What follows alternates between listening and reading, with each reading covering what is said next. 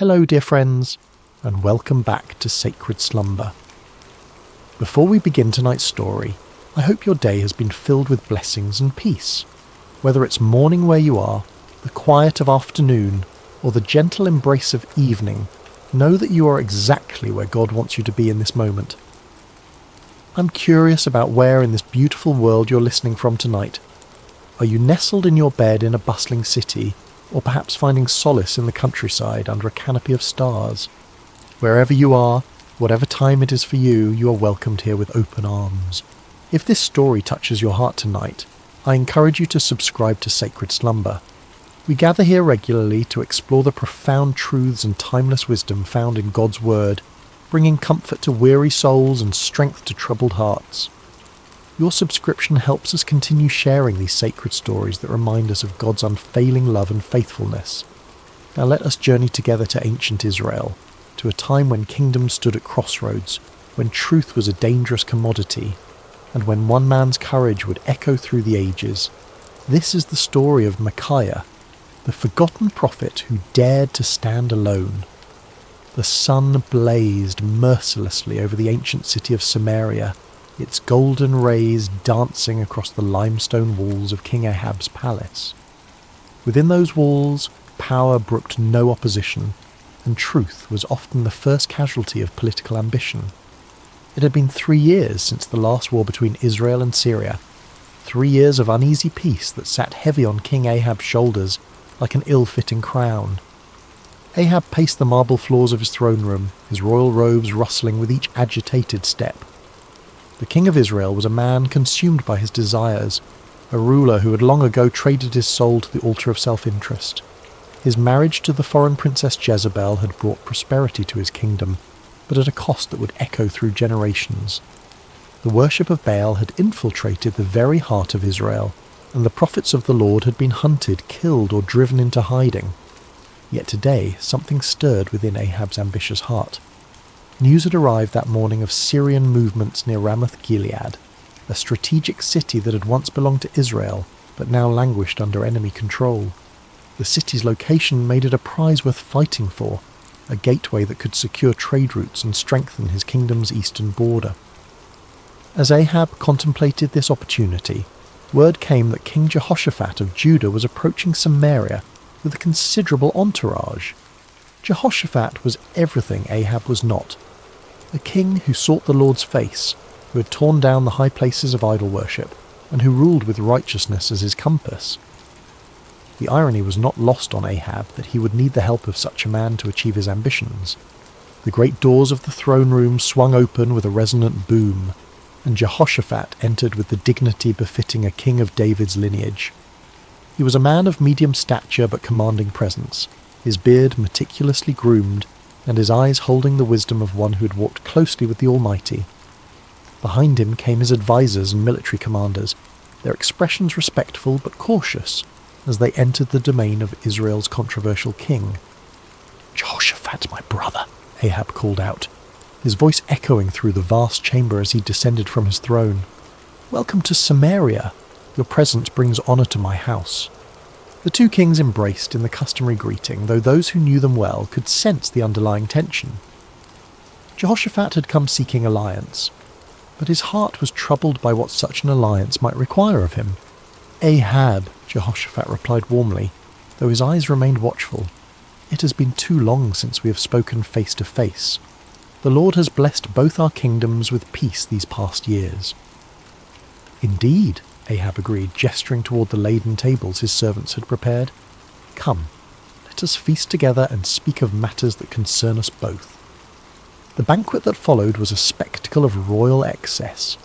Tables groaned under the weight of roasted meats, exotic fruits, and wine from the finest vineyards. Musicians played softly in the background, while servants moved like shadows, attending to every need. Yet beneath the veneer of celebration, both kings harboured their own purposes. As the evening wore on and the wine loosened tongues, Ahab finally revealed his true intention. Leaning toward Jehoshaphat with the conspiratorial air of old friends, he spoke in measured tones. "My brother, there is a matter that weighs heavily upon my heart," Ahab began, his eyes glinting in the torchlight. "You know that Ramoth-Gilead belongs to us, yet it remains in the hands of the king of Syria. Should we not take back what is rightfully ours?" Jehoshaphat set down his goblet carefully, his expression growing thoughtful. He had anticipated this moment, knowing that Ahab rarely extended hospitality without purpose. The question hung in the air between them like incense, heavy with implication. "Ramoth-Gilead has indeed been a source of contention," Jehoshaphat replied diplomatically. "What do you propose?" Ahab's smile was that of a merchant who senses a favourable negotiation. "I propose that we go up together against Ramoth-Gilead. Your army combined with mine would be formidable. We could restore the city to Israel and share in the glory of victory." The words were carefully chosen, appealing to both practical strategy and Jehoshaphat's sense of brotherhood among the tribes of Israel. Yet Jehoshaphat had not survived as king by making hasty decisions. His reign had been marked by careful consultation with the Lord, and he would not abandon that practice now. "I am as you are," Jehoshaphat responded slowly. "My people as your people, my horses as your horses. If the Lord wills it, we shall stand together in battle." He paused, his next words carrying the weight of true conviction. "But first let us inquire of the Lord." Ahab's smile faltered slightly.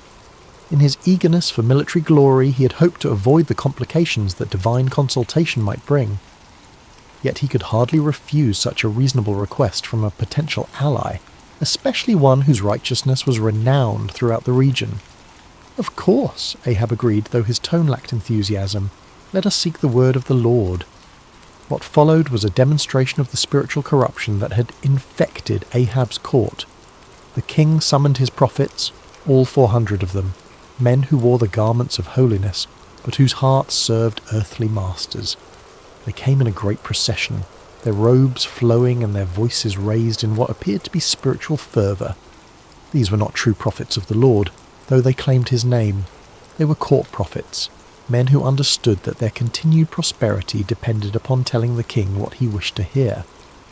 Their prophecies were crafted not in the secret place of prayer, but in the calculating chambers of political expediency. As the prophets assembled in the courtyard before the two kings, their spokesman stepped forward. His name was Zedekiah, son of Chenaanah, a man whose pride matched his ambition, and whose hatred for true prophets would soon be revealed in violent fashion. "Hear the word of the Lord," Zedekiah proclaimed, his voice carrying across the courtyard with theatrical intensity. "Go up to Ramoth-Gilead and prosper, for the Lord will deliver it into the hand of the king." The 400 prophets took up the cry with orchestrated precision, their voices creating a chorus of false assurance. "Go up to Ramoth-Gilead and prosper. The Lord will deliver it into the hand of the king." Some of the prophets had even prepared visual aids for their performance. They danced and shouted, waving swords and spears, creating a spectacle that would have been impressive to any observer unfamiliar with the ways of true prophecy. The din was tremendous, the enthusiasm seemingly genuine, and the message exactly what Ahab longed to hear. Yet as Jehoshaphat watched this display, his spirit grew troubled. Something about the performance felt hollow, manufactured. These men spoke with one voice, but it was not the voice of the Lord that Jehoshaphat knew from his own times of prayer and seeking. There was no cost to their prophecy, no challenge to the king's desires, no hint of the divine complexity that marked true encounters with the Almighty. As the prophets continued their enthusiastic proclamations, Jehoshaphat raised his hand for silence. The courtyard gradually quieted, though the echo of their shouts seemed to linger in the air like smoke from a dying fire. "Is there not here a prophet of the Lord besides these?" Jehoshaphat asked carefully, "that we might inquire of him?" The question fell like a stone into still water, sending ripples of discomfort through the assembly. Ahab's face darkened, and several of the court prophets exchanged meaningful glances. They all knew there was indeed another prophet, one whose very existence was a thorn in the flesh of everyone present. Ahab's response came through gritted teeth, his voice barely concealing his irritation. "There is still one man, Micaiah the son of Imlah, by whom we may inquire of the Lord, but I hate him, for he does not prophesy good concerning me, but evil." The honesty of Ahab's admission was startling in its nakedness. Here was a king openly declaring his hatred for a prophet based not on any moral failing or false prophecy, but simply because the man refused to tell him what he wanted to hear. It was a moment that revealed the true spiritual state of Israel's leadership. Jehoshaphat, ever the diplomat, sought to smooth over the awkward moment. "Let not the king say such things," he replied gently, though his words carried a subtle rebuke. Ahab realized he had revealed too much of his heart. With visible effort he composed himself and called for one of his officers. "Bring Micaiah the son of Imlah quickly," he commanded, though his tone suggested he would rather summon a plague upon his house. As the officer hurried away on his grim errand, the two kings settled in to wait. The 400 prophets remained in the courtyard, their earlier enthusiasm now tempered by the knowledge that their unanimous voice was about to be challenged by a single man they both feared and despised. The sun continued its relentless journey across the sky, and in the distance the sound of the officer's horse could be heard galloping toward the place where truth dwelt in isolation, where a forgotten prophet waited in the shadows of his integrity. The horse's hooves struck the dusty road with rhythmic precision as the king's officer rode toward the humble dwelling where Micaiah made his home. The prophet lived simply, far from the luxury of the royal court, in a stone house that spoke of function rather than ostentation. Here, away from the corrupting influence of political power, dwelt a man who had chosen faithfulness over favour, truth over comfort. Micaiah son of Imlah was not an imposing figure by earthly standards.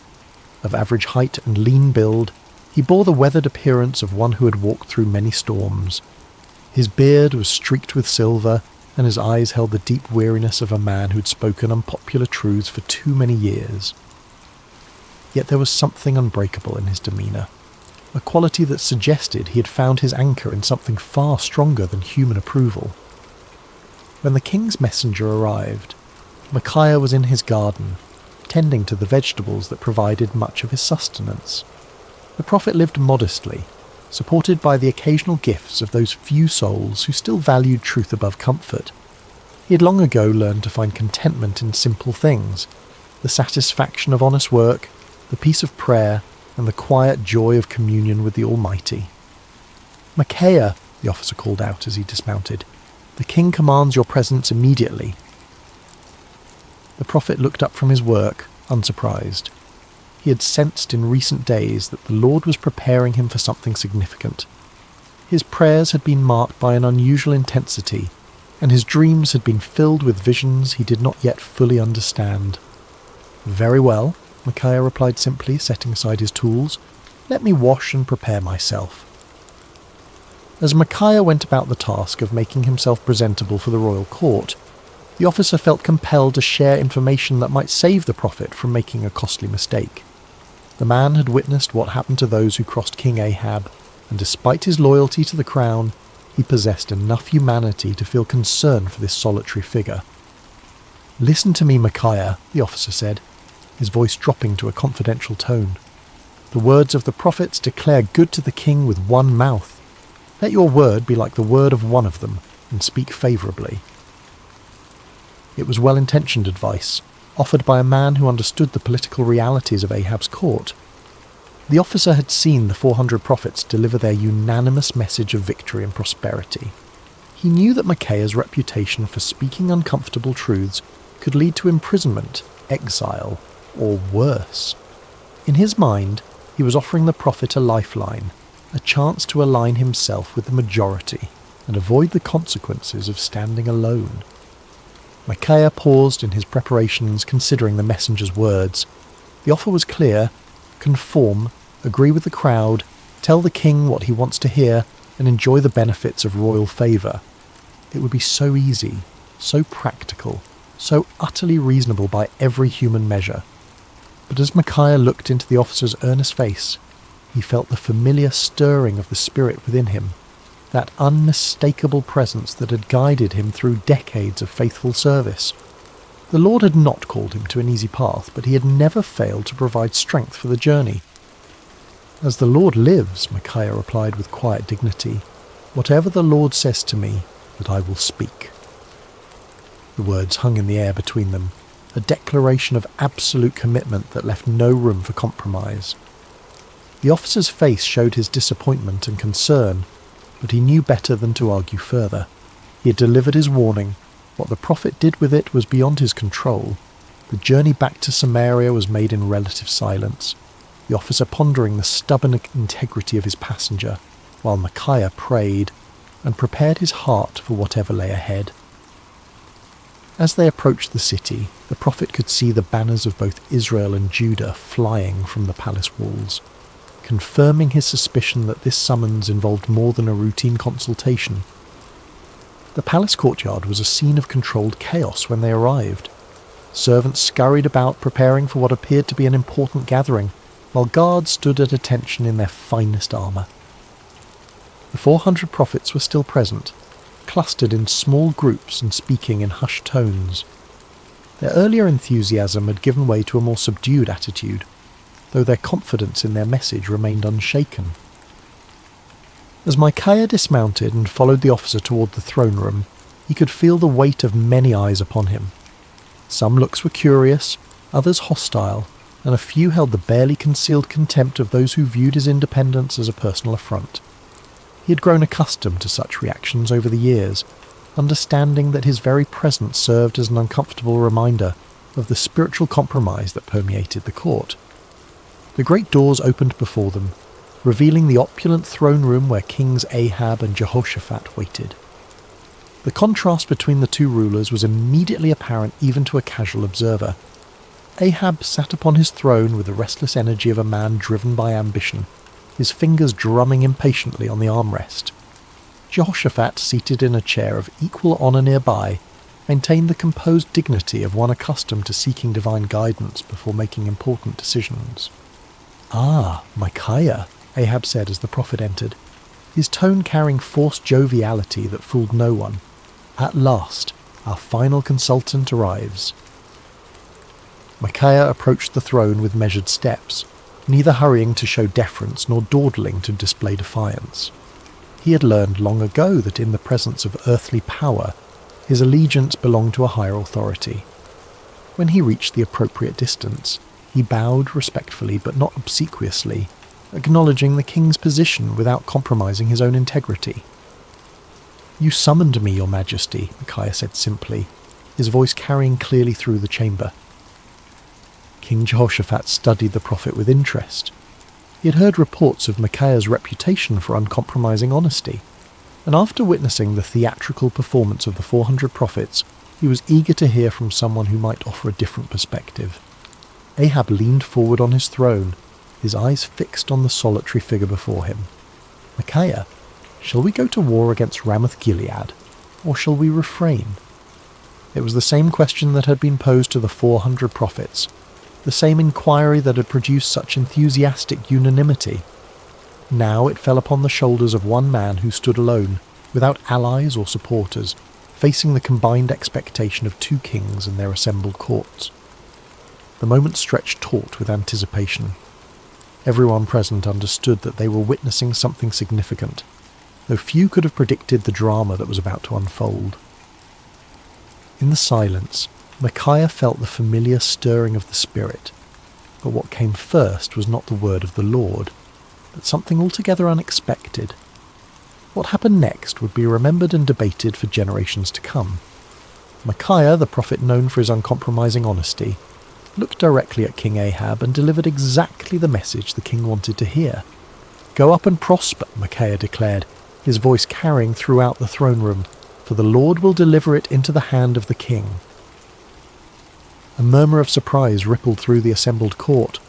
The 400 prophets exchanged glances of confusion and perhaps a touch of irritation.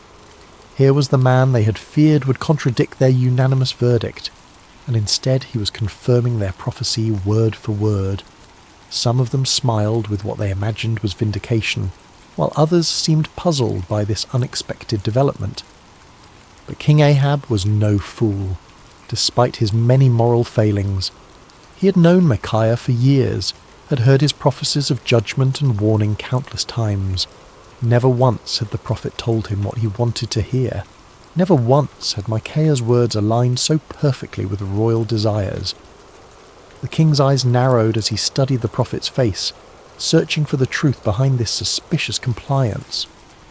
There was something in Micaiah's tone, a subtle quality that suggested layers beneath the surface of his words. It was the same tone a parent might use when agreeing with a child's obviously foolish plan, allowing them to proceed while knowing full well what the consequences would be. King Jehoshaphat, too, sensed that something was amiss, though he remained silent, observing the interaction with keen interest.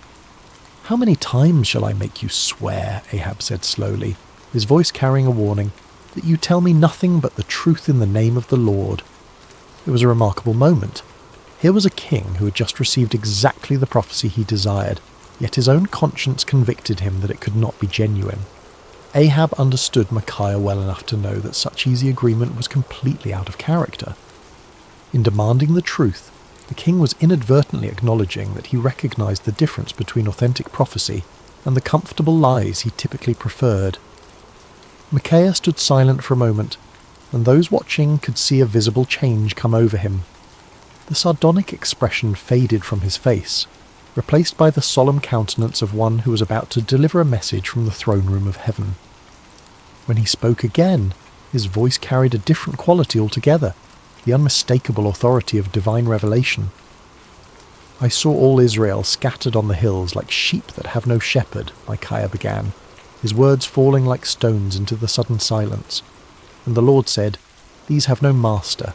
Let each return to his house in peace.'"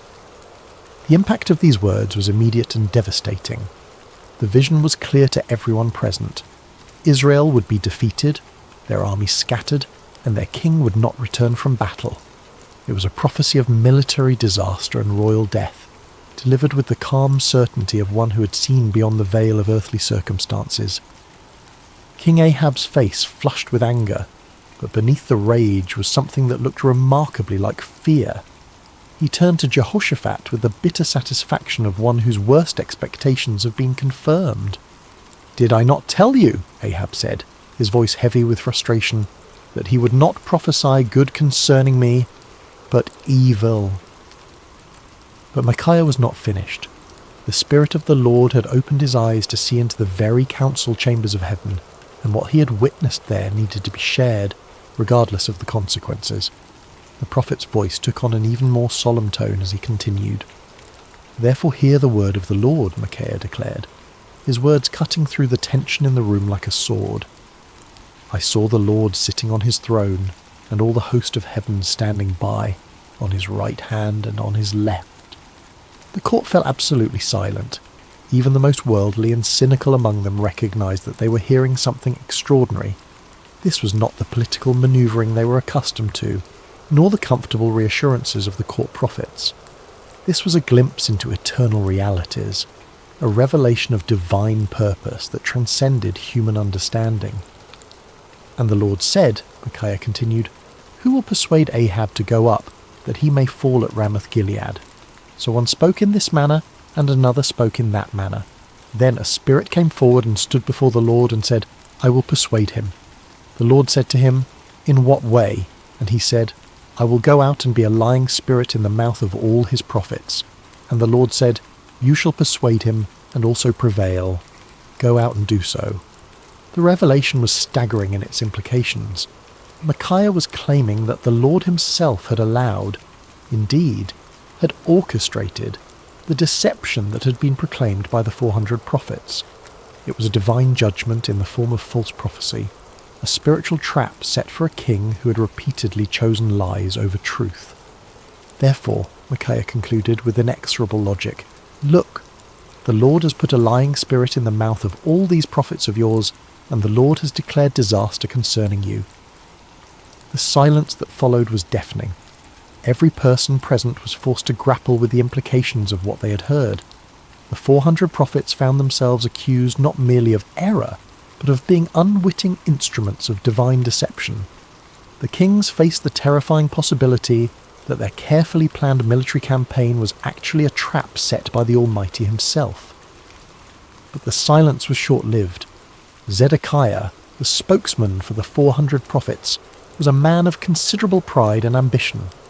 He had built his reputation on his supposed connection to the divine, and Micaiah's words threatened not only his credibility but his entire worldview. The accusation that he had been deceived by a lying spirit was more than he could bear.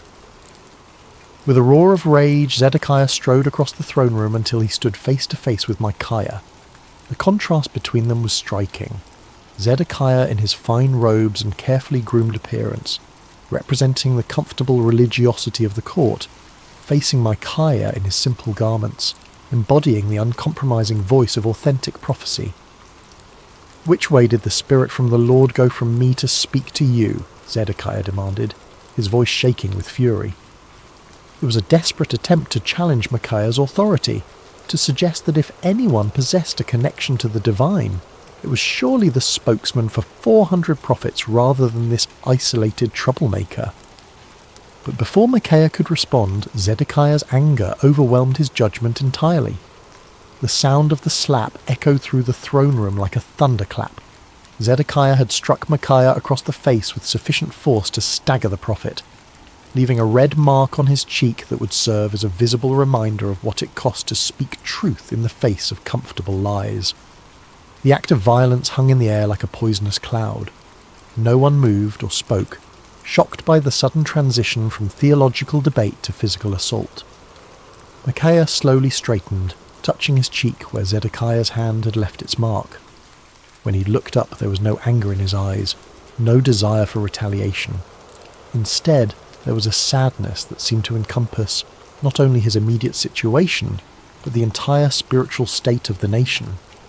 "Indeed," Micaiah said quietly, his voice carrying despite its gentle tone, "you shall see on that day when you go into an inner chamber to hide." It was both prophecy and promise. The day would come when Zedekiah's false confidence would crumble, when the reality of divine judgment would force him to seek shelter from the consequences of his deception. The words carried the weight of inevitable fulfillment, spoken not in anger, but with the sorrowful certainty of one who had seen the future and found it tragic. King Ahab had heard enough. The prophet's words had struck too close to uncomfortable truths, had challenged too directly the comfortable illusions upon which he had built his reign. The vision of divine deception, the prophecy of military disaster, the humiliating suggestion that his 400 prophets were unwitting instruments of judgment, all of it combined to create a rage that demanded immediate action. "Take Micaiah," the king commanded, his voice sharp with fury, "and return him to Ammon, the governor of the city, and to Joash the king's son, and say, 'Thus says the king, put this fellow in prison, and feed him with bread of affliction and water of affliction until I come in peace.'" The order was both punishment and insurance policy. By imprisoning Micaiah until his safe return from battle, Ahab was attempting to nullify the prophecy through royal decree. It was a desperate act of defiance against divine judgment, a futile attempt to bind the word of the Lord with chains and prison walls. But Micaiah was not finished. Even as the guards moved toward him, even as the shadow of imprisonment fell across his path, the prophet had one final word to speak. His voice rang out across the throne room with the clarity of absolute conviction. "If you ever return in peace, the Lord has not spoken by me." The words were a direct challenge to royal authority, a public declaration that put Micaiah's credibility as a prophet on the line. He was essentially saying that if Ahab returned safely from battle, then everyone present should conclude that Micaiah was a false prophet deserving of death. It was the ultimate expression of confidence in the word he had received from the Lord. But Micaiah was not content to let his challenge rest with the immediate audience. Looking around the throne room at the assembled courtiers, nobles and servants, he raised his voice even louder. "Mark it, all you people." It was a call to witness, an appeal to everyone present to remember this moment and test the validity of his prophecy against future events. The prophet was willing to stake everything, his reputation, his freedom, possibly his life, on the truth of what he had spoken.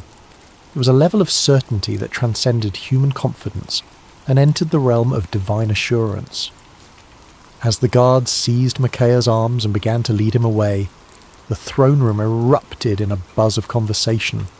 Some whispered among themselves about the prophet's boldness. Others debated the implications of his vision, and still others tried to process the dramatic confrontation they had just witnessed. Through it all, the 400 prophets maintained their uncomfortable silence, uncertain how to respond to accusations that struck at the very heart of their prophetic claims. King Jehoshaphat watched the proceedings with deep concern. The righteous king of Judah had requested divine counsel, and what he had received was a prophecy that directly contradicted his military plans and predicted disaster for his ally. Yet something in Micaiah's bearing, some quality of authentic conviction, made it impossible to dismiss his words as the ravings of a madman or the spite of a disgruntled prophet. As Micaiah was led away, his footsteps echoing through the palace corridors, he felt no bitterness toward his captors or self-pity for his situation. He had spoken the word of the Lord faithfully, regardless of the consequences, and that obedience brought a peace that transcended his circumstances. The prison cell that awaited him might confine his body, but his spirit remained free, anchored in the unshakable certainty that he had been faithful to his calling. The cell where Micaiah was imprisoned was a far cry from the luxury of the royal court. Built of rough stone with a small barred window that provided minimal light, it was designed for punishment rather than comfort. The bread of affliction and water of affliction promised by the king proved to be exactly that, meagre rations calculated to sustain life while providing a constant reminder of a royal displeasure. Yet in that dark cell, Micaiah found something that had eluded him in the freedom of his simple home, absolute clarity about his purpose and calling. Stripped of all earthly comforts and securities, he was forced to rely entirely upon his relationship with the Lord. In the long hours of solitude, he prayed not for deliverance but for continued faithfulness, not for vindication, but for grace to endure whatever lay ahead. Meanwhile, preparations for war continued with increasing intensity. King Ahab threw himself into military planning with the fervour of a man trying to drown out unwelcome voices of conscience. He consulted with his generals, inspected his troops, and made elaborate arrangements for what he was determined would be a glorious victory. The prophecy of the 400 court prophets was repeated frequently, as if constant repetition could somehow make it more reliable. King Jehoshaphat, however, found himself deeply troubled by the day's events. The contrast between the theatrical unanimity of the 400 prophets and Micaiah's stark authenticity had left him with serious doubts about the wisdom of the planned campaign. Yet he had given his word to stand with Ahab, and the political implications of backing out now were significant. As the day of departure approached, Ahab made one final attempt to circumvent the prophecy that haunted his thoughts. If the word of the Lord through Micaiah was true, then King Ahab was destined to die in battle. But perhaps, the king reasoned, he could outwit divine judgment through human cleverness. "I will disguise myself and go into battle," Ahab announced to his commanders, "but you put on your robes." It was a cunning plan. By dressing as an ordinary soldier while Jehoshaphat wore royal garments, Ahab hoped to deceive the enemy about his identity and location. If the Syrians could not identify him as the king of Israel, perhaps he could survive the battle and prove Micaiah wrong. It was the kind of tactical thinking that had served Ahab well in political manoeuvring, but he was about to discover that divine judgment operates by different rules than human conflict. The morning of battle dawned clear and bright, with a gentle breeze that carried the scent of wildflowers across the plains surrounding Ramoth Gilead. It seemed an unlikely day for the fulfillment of prophecy, too beautiful for the tragic events that were about to unfold. The armies of Israel and Judah had assembled in impressive formation, their banners flying proudly in the morning air, their weapons gleaming in the sunlight. King Ahab, disguised as a common soldier, moved among his troops with nervous energy. His royal armour had been replaced with the simple leather and bronze of an ordinary warrior, and his distinctive crown was nowhere to be seen. To any casual observer, he appeared to be merely another commander preparing for battle, yet those closest to him could sense his underlying anxiety, the tension of a man who was trying to outrun a divine decree. King Jehoshaphat, meanwhile, wore his royal robes with obvious reluctance. The righteous king of Judah had agreed to this deception as part of their military strategy, but his conscience troubled him. The memory of Micaiah's words weighed heavily on his mind, and he found himself offering frequent prayers for divine protection, and guidance. The Syrian army was formidable, well-trained and confident in their ability to defend their territory. Their king had given specific instructions to his 32 chariot commanders: fight with no one small or great, but only with the king of Israel. It was a strategic decision based on the understanding that killing or capturing the enemy king would effectively end the battle and secure victory. As the two armies faced each other across the field of battle, the air was thick with tension and anticipation. Horses stamped impatiently, armour creaked as soldiers shifted their weight, and commanders made final adjustments to their battle plans.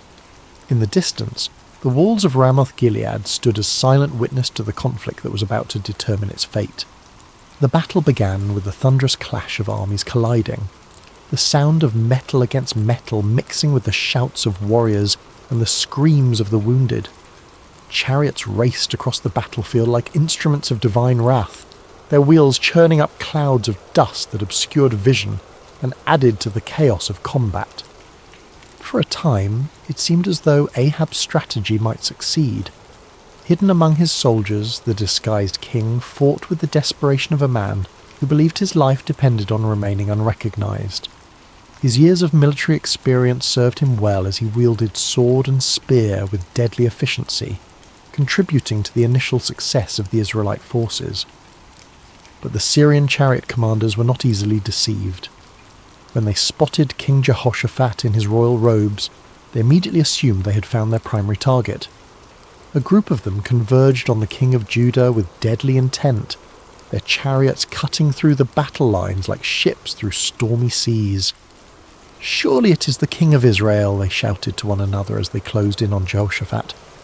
The king of Judah found himself surrounded by enemy chariots, their occupants preparing to capture or kill what they believed to be their primary objective. In that moment of extreme danger, Jehoshaphat did what he had learned to do throughout his reign. He cried out to the Lord for deliverance. "Help me, O Lord," Jehoshaphat called out, his voice carrying above the din of battle. What happened next was a clear demonstration of divine intervention. As Jehoshaphat's cry reached heaven, the Lord moved the hearts of the Syrian commanders in an unexpected way. Something about the king's appearance or manner suddenly convinced them that this was not their intended target after all. "It is not the king of Israel," one of them declared, and just as quickly as they had converged upon Jehoshaphat, they turned away to search for their real quarry elsewhere on the battlefield. Meanwhile, across the chaos of combat, King Ahab continued his desperate masquerade. His disguise had served him well throughout the morning, allowing him to participate in the battle without attracting the special attention of enemy forces. For a brief moment, it seemed as though human cunning might indeed triumph over divine decree. But the Lord's purposes are not thwarted by earthly schemes, no matter how cleverly conceived. As the battle raged on, a Syrian soldier drew his bow at random, not aiming at any particular target, but simply shooting into the mass of enemy forces. It was the kind of arrow that soldiers loose when they cannot see clearly, through the dust and confusion of battle, hoping to strike something useful, but with no specific intent. The arrow flew through the air with the invisible guidance of divine providence. It passed over the heads of common soldiers, sailed between the wheels of racing chariots, and found its mark with the precision of perfect justice. The bronze point struck King Ahab between the joints of his armour, penetrating the one gap in his defences that his disguise could not protect. The king felt the arrow's impact like a thunderbolt, the sudden sharp pain followed by the warm spread of blood across his chest. He looked down in shock to see the Syrian arrow protruding from his body, its shaft trembling with the force of impact. In that instant, Ahab understood with perfect clarity that no amount of human cleverness could circumvent the word of the Lord. "I am wounded," the king cried out to his chariot driver, his voice tight with pain and the dawning realization of his doom. "Turn around and carry me out of the battle." The chariot driver, a loyal servant who had recognized his disguised king despite the common soldier's garb, immediately began maneuvering toward the edge of the battlefield. But extricating themselves from the chaos of combat proved more difficult than anticipated. The battle had intensified throughout the day, and enemy forces blocked many of the potential escape routes. As they struggled to retreat, King Ahab's condition continued to deteriorate. The arrow had found a vital spot and blood flowed freely from the wound despite his attempts to stanch it. Yet with grim determination, the king remained propped up in his chariot, unwilling to let his army see him fall. His presence, even in his wounded state, served to encourage the Israelite forces and maintain their fighting spirit. The battle raged from morning until evening, the outcome hanging in the balance as both sides fought with desperate intensity. But as the sun began to set, painting the sky in shades of red that seemed to mirror the blood spilled on the battlefield below, King Ahab's strength finally gave out. The disguised king who had tried to outwit divine judgment slumped forward in his chariot, his life ebbing away with each laboured breath. As word of the king's condition spread through the ranks, the cry went up that would fulfill Micaiah's prophecy with devastating accuracy. Every man to his city, and every man to his own country. The army of Israel, leaderless and demoralized, began to scatter across the hills just as the prophet had foreseen. Like sheep without a shepherd, they abandoned their positions and fled toward home, their dreams of victory dissolving into the nightmare of defeat. King Ahab died as the sun set over Ramoth-Gilead, his blood pooling in the bottom of his chariot. The man who had spent his reign choosing comfortable lies over uncomfortable truths had finally encountered a reality that no amount of deception could alter. The word of the Lord, spoken through his faithful prophet, had been fulfilled to the letter. News of King Ahab's death spread quickly through the land, carried by the scattered remnants of his army and the merchants who followed military campaigns. In the palace at Samaria, the reaction was one of stunned disbelief. The 400 prophets who had proclaimed certain victory found themselves facing a crisis of credibility that would haunt them for the rest of their lives. In his prison cell, Micaiah heard the news with a mixture of sadness and vindication. He had taken no pleasure in prophesying disaster, had felt no joy in predicting the death of his king. Yet the fulfillment of his prophecy served as a powerful reminder that the word of the Lord does not return void, regardless of how unwelcome it might be to human ears. When the guards came to release him from prison, Micaiah emerged into the daylight a changed man. His body bore the marks of his confinement. He was thinner, paler, and bore the lines of one who had endured hardship. But his spirit was unbroken, perhaps even strengthened by his ordeal. He had spoken truth in the face of overwhelming opposition, had maintained his integrity under pressure, and had been vindicated by the very events that had brought tragedy to the kingdom. The political ramifications of Ahab's death were immediate and far-reaching. His son Ahaziah ascended to the throne, inheriting a kingdom shaken by military defeat and spiritual confusion. The influence of Queen Jezebel remained strong, but the dramatic fulfillment of Micaiah's prophecy had dealt a severe blow to the credibility of the Baal-worshipping establishment. Zedekiah, the false prophet who had struck Micaiah in the throne room, found himself in an impossible position.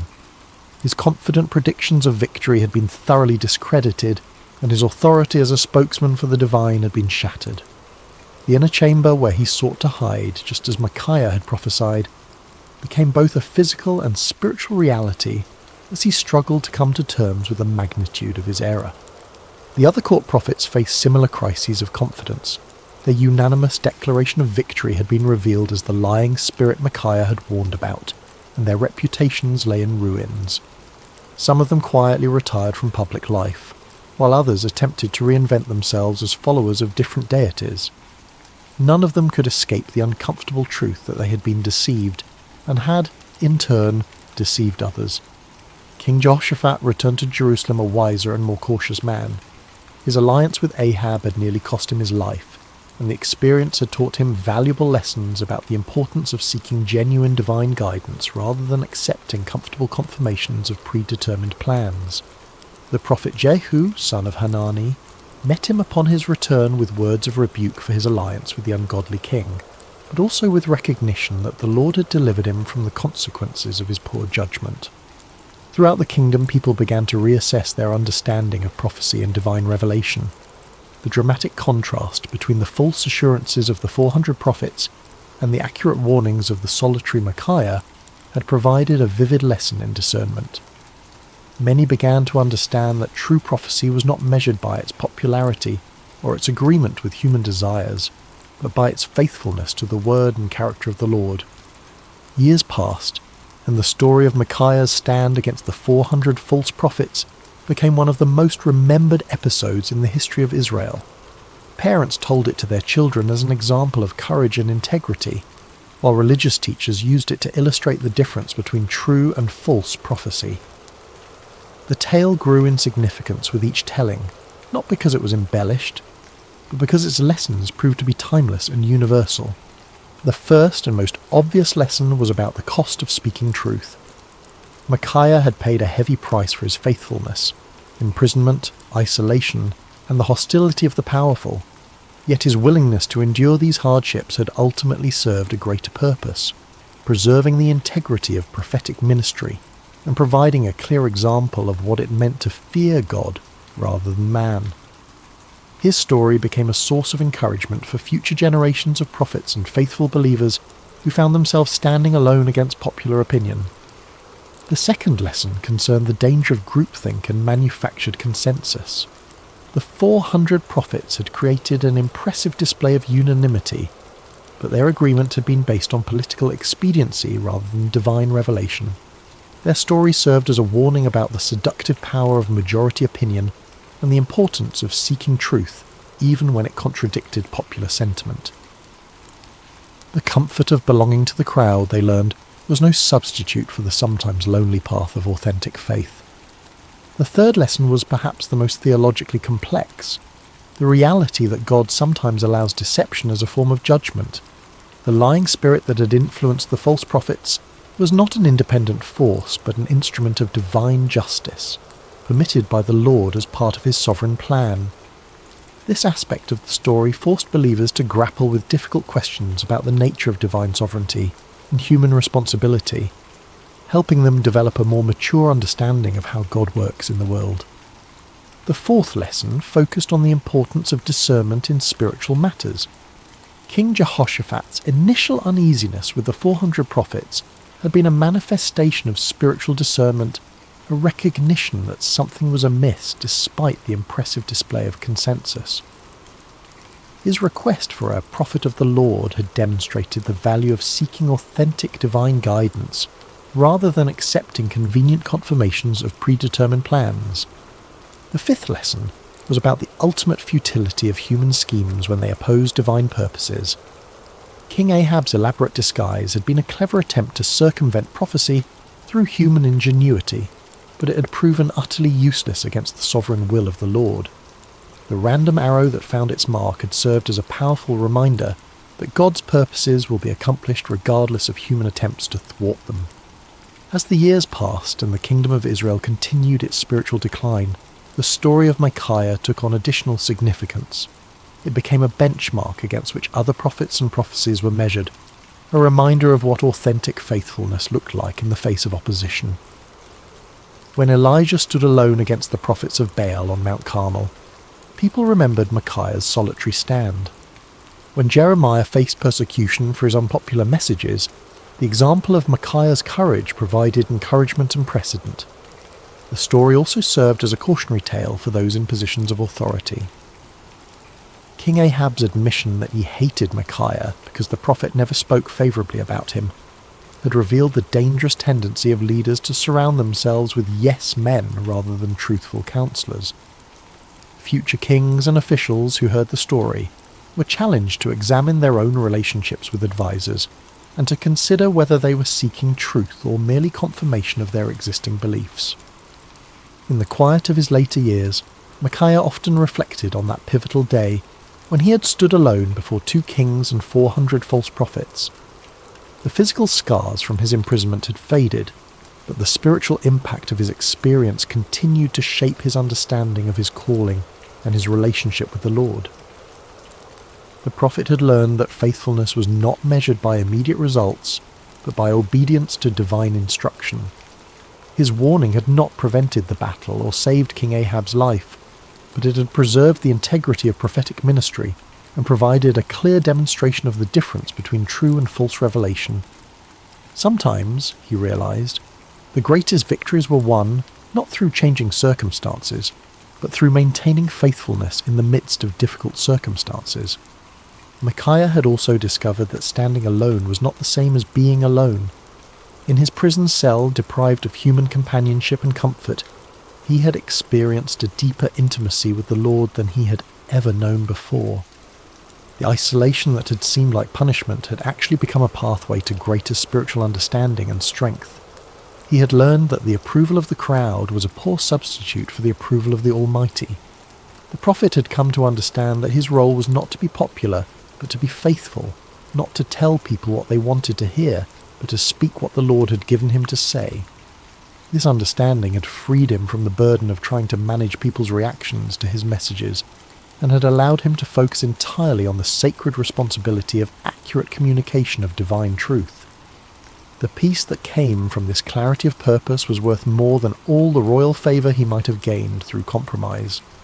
As news of Micaiah's faithfulness spread beyond the borders of Israel, his story began to influence other nations and cultures. Foreign dignitaries who visited the kingdom often asked to hear the account of the prophet who had stood against 400 false prophets and accurately predicted the death of a king. The story became a testament to the power of truth and the importance of moral courage, inspiring people of various backgrounds to examine their own commitments to integrity and faithfulness. The story also had a profound impact on the understanding of prophecy itself. Future generations would use Micaiah's example as a standard for evaluating prophetic claims, recognizing that true prophecy was characterized by faithfulness to the Lord's character and purposes rather than by popular appeal or immediate gratification.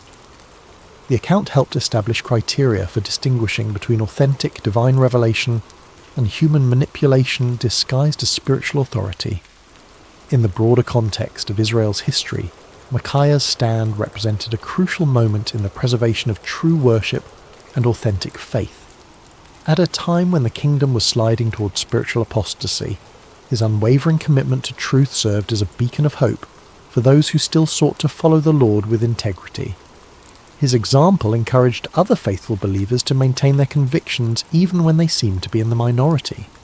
The story of Micaiah also served as a bridge between the ministries of the earlier prophets like Elijah and later ones like Jeremiah and Ezekiel. His experience of standing alone against popular opinion and suffering for his faithfulness would be echoed in the lives of many subsequent prophets who faced similar challenges. The patterns of persecution, vindication, and ultimate triumph that characterized his story became recurring themes in the ongoing narrative of God's relationship with his people. As we reach the end of Micaiah's story, we find ourselves confronted with questions that transcend the ancient world and speak directly to our modern hearts.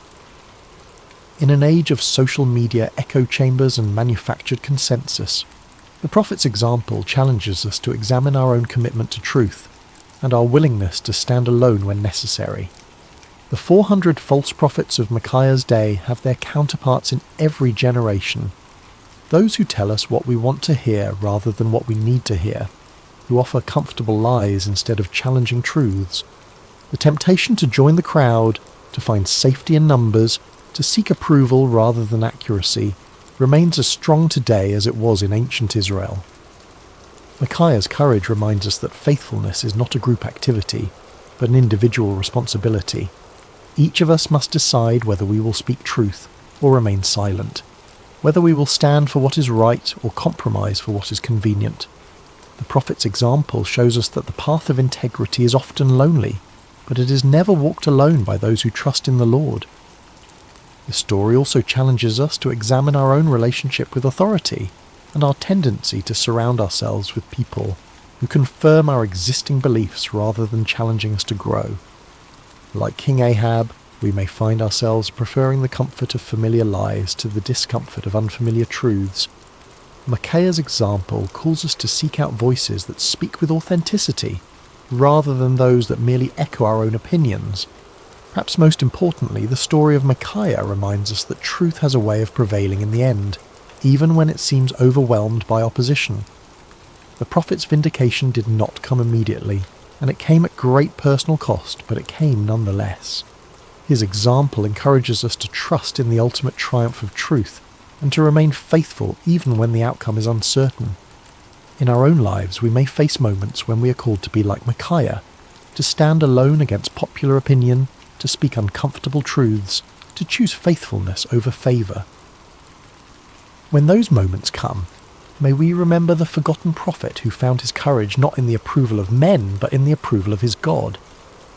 The story of Micaiah teaches us that true strength is not found in numbers, but in conviction, that real courage is not the absence of fear, but the willingness to do what is right despite our fears, and that lasting victory comes not from avoiding conflict, but from maintaining integrity in the midst of it.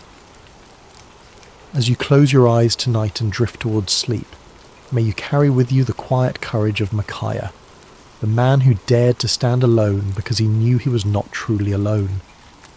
May his example inspire you to speak truth with love, to stand for what is right with humility, and to trust in the ultimate triumph of God's purposes even when the immediate circumstances seem overwhelming. In a world that often rewards conformity and punishes authenticity, may you find the strength to be like Micaiah, faithful, courageous, and true. For in the end, it is not the approval of the crowd that matters, but the approval of the one who sees all hearts and knows all truths. The forgotten prophet's story ends, but its echo continues in every heart that chooses truth over comfort, courage over convenience, and faithfulness over favour. May that echo sound clearly in your own life, guiding you toward the kind of integrity that leaves a lasting legacy long after the voices of the crowd have faded into silence. Rest well, dear friends, and may your dreams be filled with the peace that comes from knowing you serve a God who honours faithfulness, rewards courage, and never abandons those who trust in him. The story of Micaiah reminds us that in God's kingdom, standing alone with truth is always better than standing with the crowd in deception.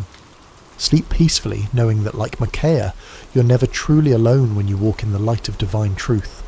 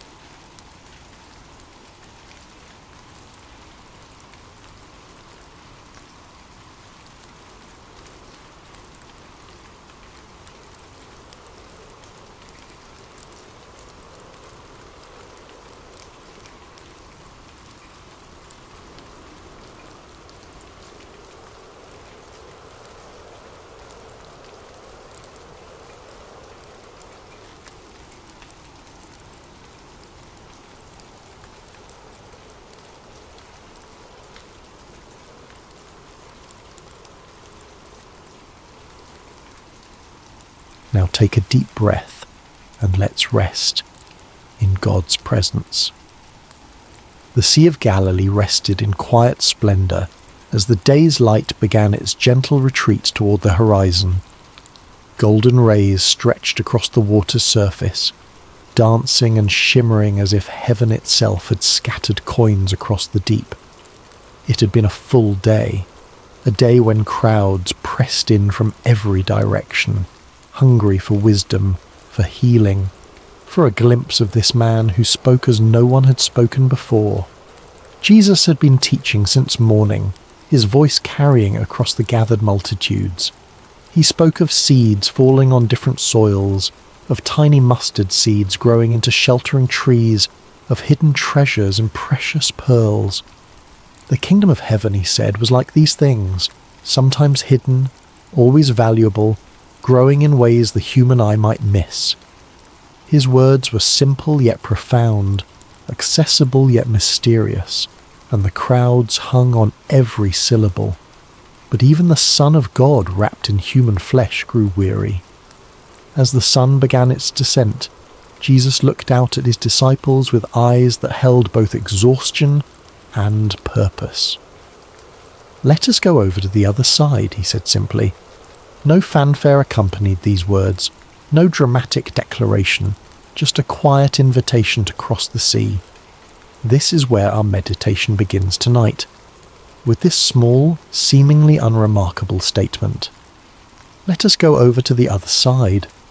5 ordinary words that carried extraordinary meaning.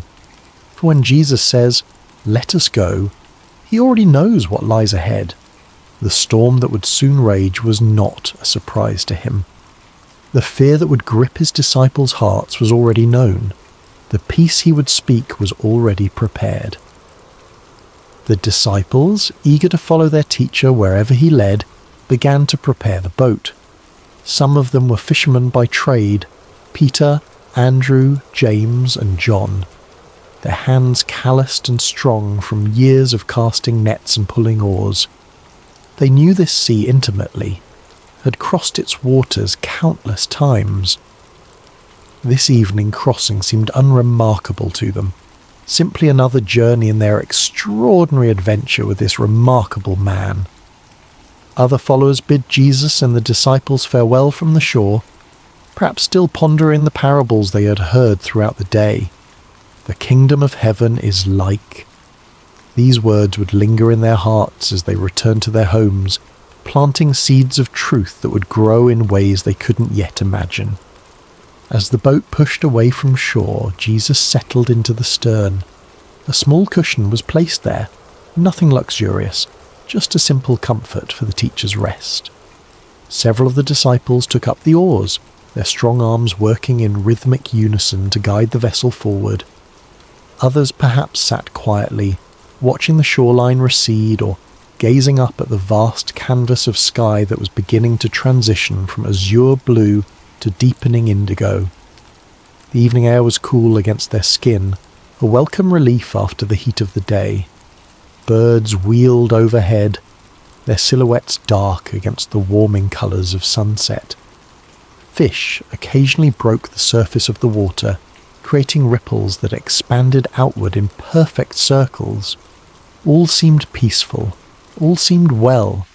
Jesus, his body surrendering to weariness, closed his eyes. The gentle rocking of the boat, the quiet splash of water against its sides, the distant calls of birds, these formed a lullaby that invited rest. And so he slept, his head resting on the cushion, his breath falling into the deep, steady rhythm of slumber.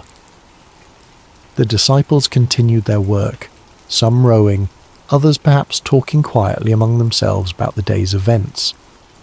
What did the Master mean by this parable or that? How had he known what was in the heart of the Pharisee who had challenged him?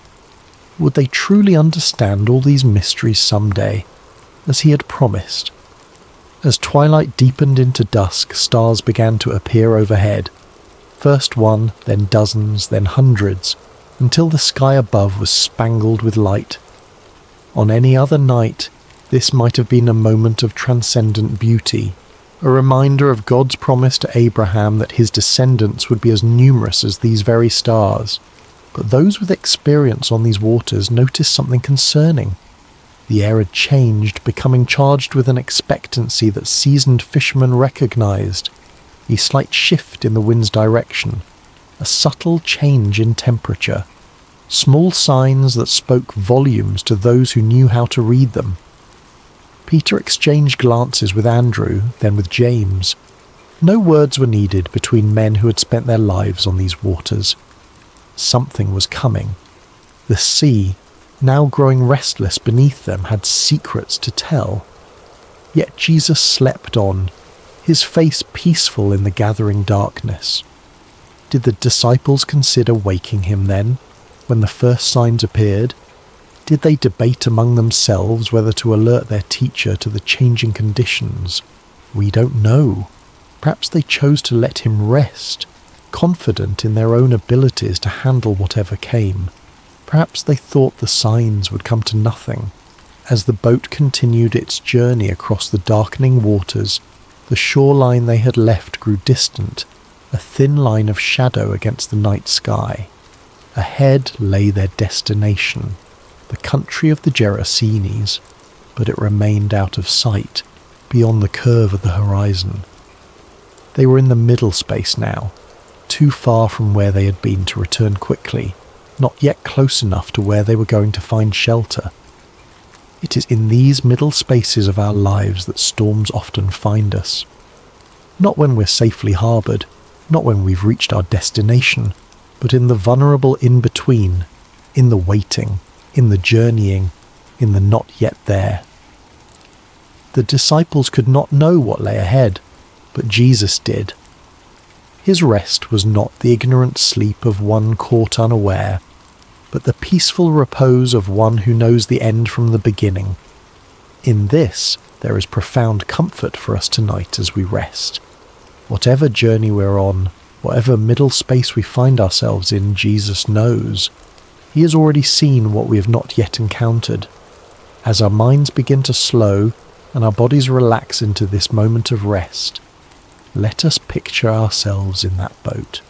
Feel the gentle rocking beneath you. Hear the quiet splash of water against wood. See the stars appearing one by one in the vast expanse above, and know that Jesus is there with you, perfectly at peace even as the first winds of change begin to stir. It began with a whisper, a subtle change in the rhythm of the night. The stars that had shone so brightly overhead began to disappear, one by one, as clouds moved across the sky like silent spectators gathering for some celestial event. The gentle lapping of water against the sides of the boat grew more insistent, less soothing. The disciples, some of whom may have been drifting towards sleep themselves, grew more alert, their senses heightened by years of experience on these unpredictable waters. The Sea of Galilee, also known as Lake Gennesaret or the Sea of Tiberias, sits more than 600 feet below sea level, nestled in a basin surrounded by mountains. This unique geography creates a natural phenomenon well known to local fishermen. When cool air from the Mediterranean Sea, about 30 miles to the west, collides with the hot, humid air over the lake, sudden and violent storms can emerge with startling speed. This night would prove no exception to that natural law. One moment, the disciples were crossing in relative calm. The next, they found themselves battling a windstorm that seemed to descend upon them from nowhere. The Greek word used in Mark's Gospel to describe this storm is leilaps. Not a gentle rain shower or passing breeze, but a furious squall, a tempest of frightening power. The wind began to howl, no longer a whisper but a roar that filled their ears and made conversation nearly impossible. It seized the sail, straining the ropes that secured it, and threatening to tear the fabric from its moorings. Those disciples with seafaring experience would have worked quickly to secure what they could, their hands moving with practiced efficiency despite the growing chaos. Waves rose around them, no longer gentle undulations but angry mountains of water that lifted the boat high before dropping it with stomach-churning speed into the next trough. Water began to break over the sides, soaking the men to their skin and pooling at their feet. In the dim light of whatever lamps they might have had, or perhaps by now extinguished by wind and water, they could see the boat beginning to fill. For modern readers, it might be difficult to fully appreciate the terror of this moment. We who cross oceans in massive ships or fly above the clouds in airplanes may have experienced turbulence or rough seas, but few of us have truly feared for our lives while travelling. These men, however, even those who had spent their lives on the water, understood their mortality with stark clarity in this moment. The boat was filling with water faster than they could bail it out. The wind showed no signs of abating.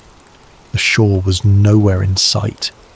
In the ancient world where swimming was not a commonly taught skill, and where the depths of the sea represented chaos and death, their situation was dire indeed. And Jesus slept on, his head still resting on the cushion in the stern of the boat. This image of Christ sleeping peacefully while chaos rages is one of the most powerful in all of Scripture. There is something almost incongruous about it, something that both confounds and comforts. The disciples must have looked at him with bewilderment. How could anyone sleep through such a storm? Did he not feel the water soaking his garments? Did he not hear the howling wind, or feel the violent pitching of the vessel? Perhaps some of them remembered the words of Psalm 121. He who watches over you will not slumber. Indeed, he who watches over Israel will neither slumber nor sleep.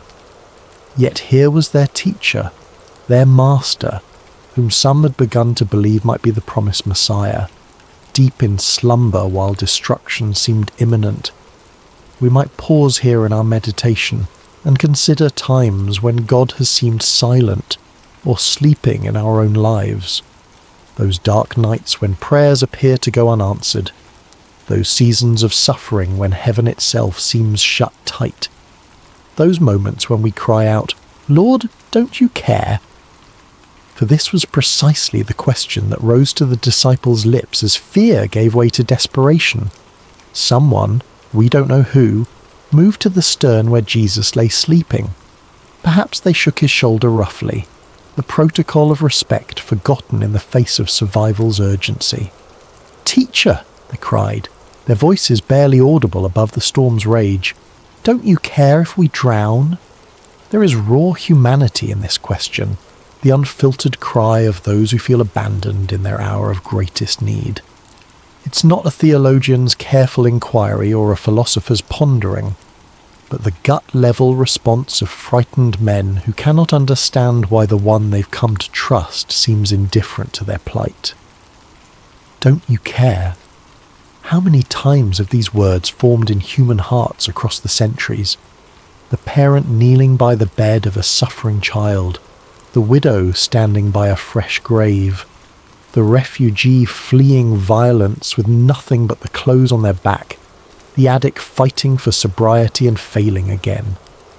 Lord, don't you care? It's worth noting that the disciples didn't question Jesus' ability to help. They questioned his concern, his heart. They believed he could do something. Why else wake him? But they wondered if he would. Did their plight move him?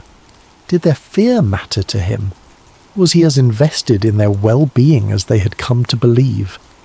In asking this question, they revealed something profound about the nature of faith.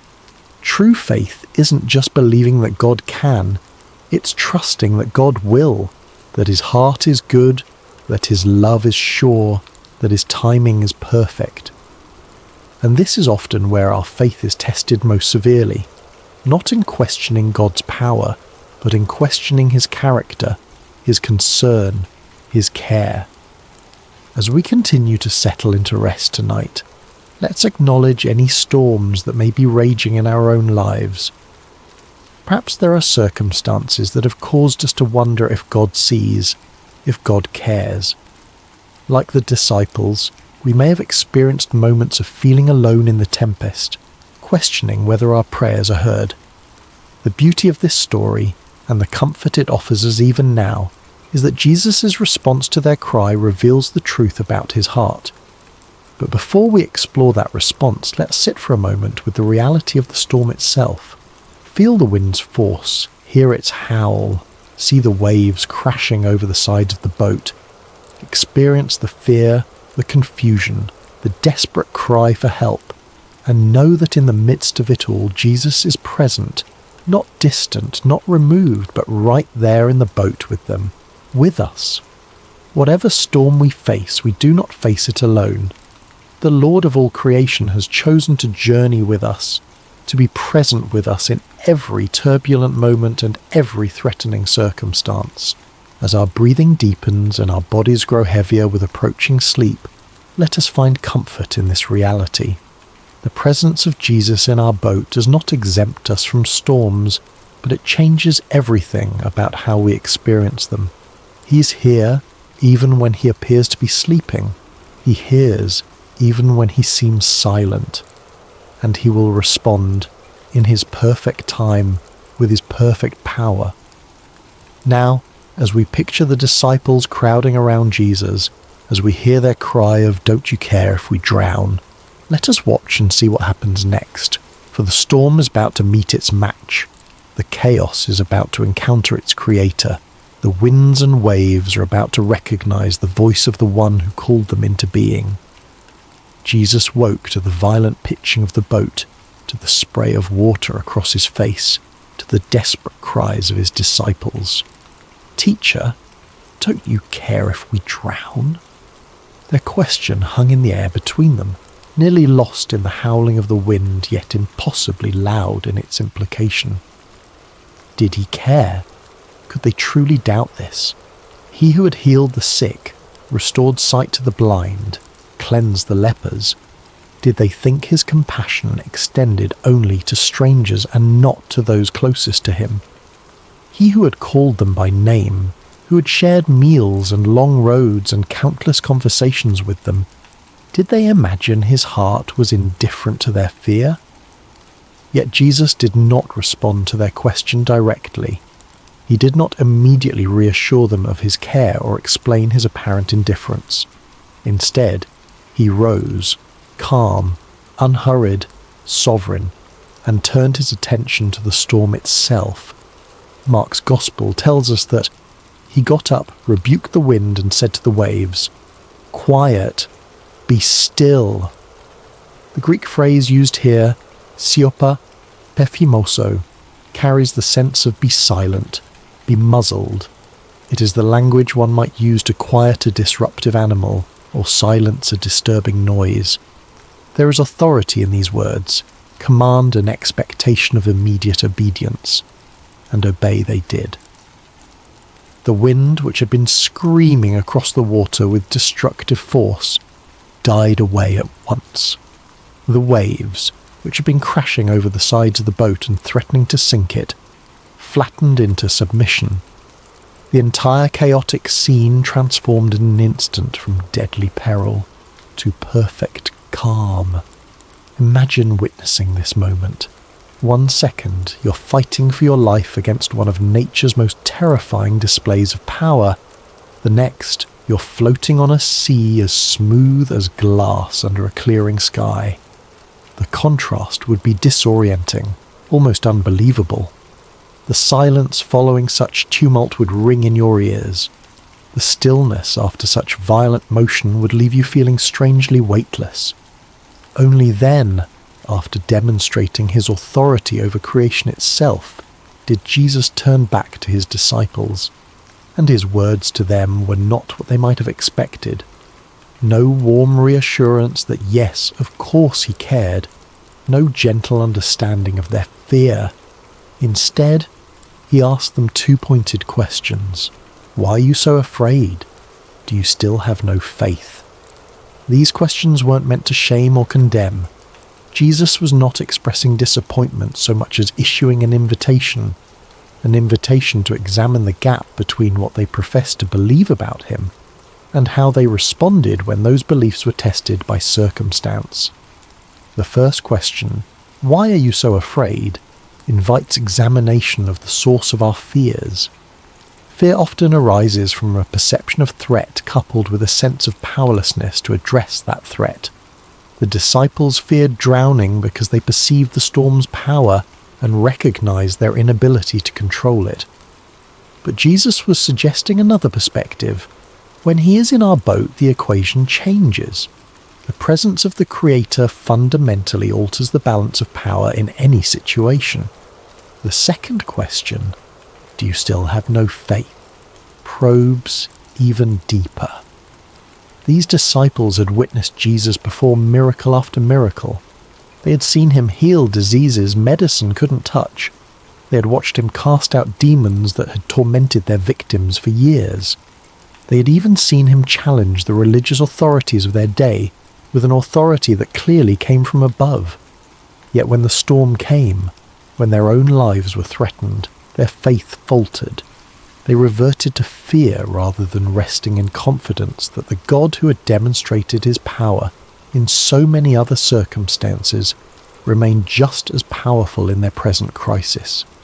This is a common human pattern, isn't it? We can intellectually believe in God's power and love. We can recall times when we've experienced His faithfulness. We can even testify to others about how He has worked in our lives. But when new challenges arise, particularly ones that feel overwhelming or threatening, we can forget everything we know and surrender to panic. Jesus' questions invite a different response. They challenge us to align our emotional reactions with our professed beliefs, to allow what we know about God's character to inform how we feel when facing life's storms. This is not about denying fear. Fear is a natural human emotion that even Jesus experienced in the Garden of Gethsemane. Rather, it's about preventing fear from distorting our view of God and His activity in our lives. The disciples' fear had led them to question Jesus' care for them. "Don't you care if we drown?" His questions in return invited them to question their fear instead. Was it consistent with what they knew of Him? Was it justified in light of who He had revealed Himself to be? As we continue our journey toward rest tonight, these questions can guide our own reflection. What fears keep us awake at night? What storms in our lives have made us wonder if God cares? And more importantly, what do we know about the character of Jesus that might speak to those fears? If Jesus is truly who Scripture reveals Him to be, all-powerful yet deeply compassionate, sovereign yet intimately involved, holy yet merciful, then our fears must be evaluated in light of these truths. Not dismissed or denied, but placed within the larger context of who God is and how He works. The disciples in that boat had to reconcile their experience of the storm with their experience of Jesus' power over it. We too must reconcile our experience of life's challenges with our understanding of God's character and capabilities. This reconciliation doesn't happen once and for all. It's an ongoing process, a continued growth in trust that develops as we walk with Him through both calm seas and raging tempests. Perhaps the most comforting truth in this entire account is the simple reality that Jesus was in the boat with them. He had said, "Let us go over to the other side, you know," not "let me meet you on the other side," or "to try to make it to the other side." When Jesus says, "let us go," He commits to the entire journey, not just the destination. Similarly, when Jesus calls us to follow Him, He doesn't promise absence of storms. He doesn't guarantee that the path will be smooth or the journey comfortable. What He does promise is His presence with us in whatever we face. "I am with you always," He would later tell His followers, "to the very end of the age." This presence changes everything. It doesn't always change our circumstances, though sometimes, as in this story, it dramatically does. But it always changes the meaning of those circumstances and how we can respond to them. As we feel sleep drawing nearer, let us rest in this truth. Whatever storm we face, Jesus is in our boat, not as a passive passenger, but as the Lord of wind and wave, the one whose word can transform chaos into calm, the one whose presence transforms our fear into faith. The question Jesus asks, "Why are you so afraid?" isn't meant to dismiss our feelings, but to direct our focus toward the greater reality of His presence and power. The perfect love He embodies casts out fear, not by pretending the storm doesn't exist, but by reminding us that He exists within the storm with us, and that makes all the difference. In the aftermath of the storm's sudden cessation, a profound silence settled over the Sea of Galilee. The only sounds remaining might have been the gentle lapping of now calm waters against the boat's hull, the dripping of seawater from soaked clothing and hair, and perhaps the still rapid breathing of men whose hearts had not yet caught up with the dramatic change in their circumstances. The contrast could not have been more stark. Moments before, chaos had reigned, wind howling, waves crashing, men shouting in fear. Now, perfect stillness surrounded them. The sky was clearing, stars reappearing like hesitant witnesses emerging after danger has passed. The sea, which had threatened to claim their lives, now cradled their boat with gentle care. In this strange new quiet, Jesus' words hung in the air. Why are you so afraid? Do you still have no faith? These questions weren't harsh or condemning. They were asked by the same voice that had just commanded the elements and been instantly obeyed. They were spoken by the same lips that had taught multitudes about the kingdom of heaven, that had pronounced forgiveness to the repentant, that had offered living water to the thirsty. His tone may have been one of genuine curiosity rather than criticism, a teacher using a powerful experiential lesson to reveal what was in his students' hearts. The disciples' reaction to this moment is profoundly revealing. Mark tells us that they were terrified and asked each other, "Who is this? Even the wind and the waves obey him." This was a new kind of fear, not the desperate fear of drowning that had gripped them during the storm, but the reverent awe that comes from encountering something, someone, beyond human comprehension. Their question, "Who is this?" is perhaps the most important question any person can ask about Jesus. It's a question that has echoed through centuries across cultures within countless human hearts. Who is this man who spoke with unparalleled authority, who healed with a touch, who forgave sins as if they were his to forgive, and who, as they had just witnessed, commanded the very elements of nature with a word? The disciples had already seen Jesus perform many miracles. They had watched him heal sickness, cast out demons, even restore withered limbs. But this display of power struck them differently, perhaps because it touched so directly on their own expertise. Peter, Andrew, James, John, these were fishermen who had spent their lives on this very sea. They knew its moods and dangers. They had weathered storms before through their own skill and experience. But they had never seen anyone simply speak to a storm and have it obey. Their question reveals something profound about spiritual growth. Revelation comes in layers.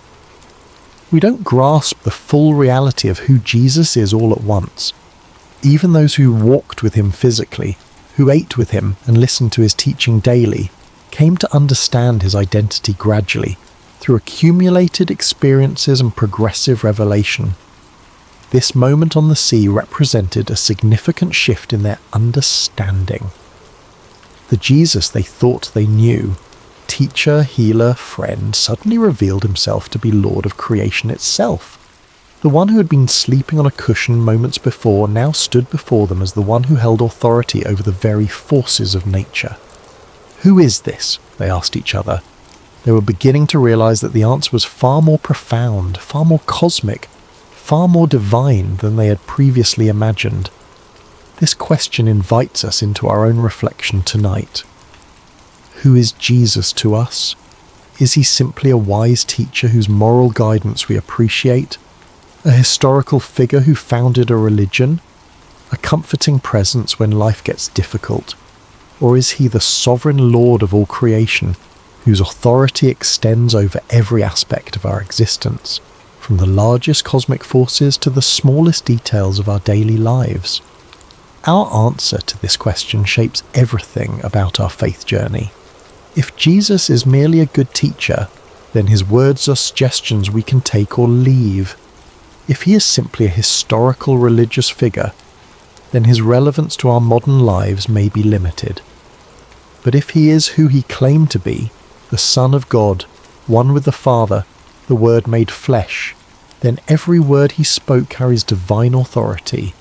Every promise he made is utterly trustworthy, and every command he gave deserves our complete obedience. The disciples in that boat were confronting this reality in a visceral, immediate way. The Jesus they thought they knew had just done something only God could do. The Psalms describe God as the One who stilled the roaring of the seas, the roaring of their waves. Psalm 65:7, and the one who stilled the storm to a whisper, the waves of the sea were hushed. Psalm 107:29. Now they had seen Jesus do exactly this, with their own eyes in their own boat, in response to their own cry for help. Their question, "Who is this?" was not merely rhetorical. It reflected genuine wrestling with an expanding understanding of Jesus' identity. And this wrestling is an essential part of authentic faith. God does not expect us to have perfect theological understanding from the beginning of our journey with him. He reveals himself to us gradually, meeting us where we are and gently expanding our capacity to know him as he truly is. For the disciples, this storm became a classroom, a place where their understanding of Jesus grew deeper and wider. Similarly, the storms of our lives often become the context in which we come to know God more truly. It's relatively easy to affirm God's goodness when life is calm and comfortable. It's when the winds howl and the waves threaten that our true understanding of his character is both revealed and refined. As we continue our journey towards sleep tonight, let's allow this holy question to linger in our minds. Who is this Jesus? Not as an abstract theological inquiry, but as a personal exploration of relationship. Who is he to me? What have I seen him do in my life? How has my understanding of him grown through seasons of both calm and storm? The beauty of this story is that it invites us to know Jesus more fully, not just as a distant miracle worker, but as the one who journeys with us through every circumstance of life. He is in our boat. He may sometimes appear to be sleeping, but he is never absent, never unaware, never unconcerned. And when he speaks, whether to rebuke a storm or to question our fear, his words carry the authority of the one who created all things and holds all things together. The wind and waves recognize his voice, because they came into being through that same voice. All things were created through him and for him, Paul would later write to the Colossians. He is before all things, and in him all things hold together. Colossians 1:16-15. This is the Jesus who accompanies us through every storm. This is the one who has promised never to leave us or forsake us. This is the Lord who may ask us, as he asked his first disciples, "Why are you so afraid?" Not to shame us for our fear, but to invite us into deeper trust based on deeper knowledge of who he truly is. As our bodies grow heavier with approaching sleep, as our thoughts begin to slow and quiet, let us rest in this profound truth. The one who commands the wind and waves is with us. And if even the storm obeys his voice, how much more can we trust him with the circumstances of our lives, with the fears that sometimes keep us awake, with the future that remains unknown to us but is fully known to him. In this trust we find not just theological truth but practical peace, the kind of peace that allows us to rest even when circumstances remain uncertain. Jesus didn't promise his disciples a storm-free journey. He promised them his presence through whatever storms might come. He offers us the same today. Who is this? The disciples asked. The answer to that question continues to unfold for all who choose to journey with him, not in abstract propositions, but in lived experience, in daily walking with the one whose authority extends over every realm and whose love reaches into every heart that opens to receive him. As the boat continued its journey across the now peaceful sea, the disciples must have fallen into a contemplative silence. The question they had asked each other, "Who is this? Even the wind and the waves obey him," would linger in their hearts and minds for days, weeks, perhaps even years to come. Each time they recalled this night, this storm, this miracle, their understanding of Jesus would deepen a little more. This is often how spiritual growth unfolds for us as well.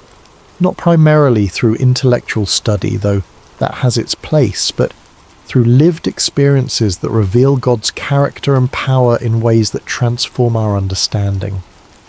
Head knowledge becomes heart knowledge when we see God act in response to our deepest needs and most desperate prayers.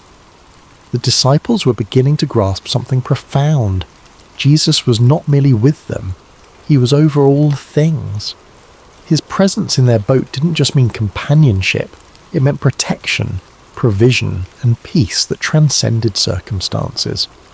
Even when he appeared to be sleeping, his sovereignty remained active and absolute.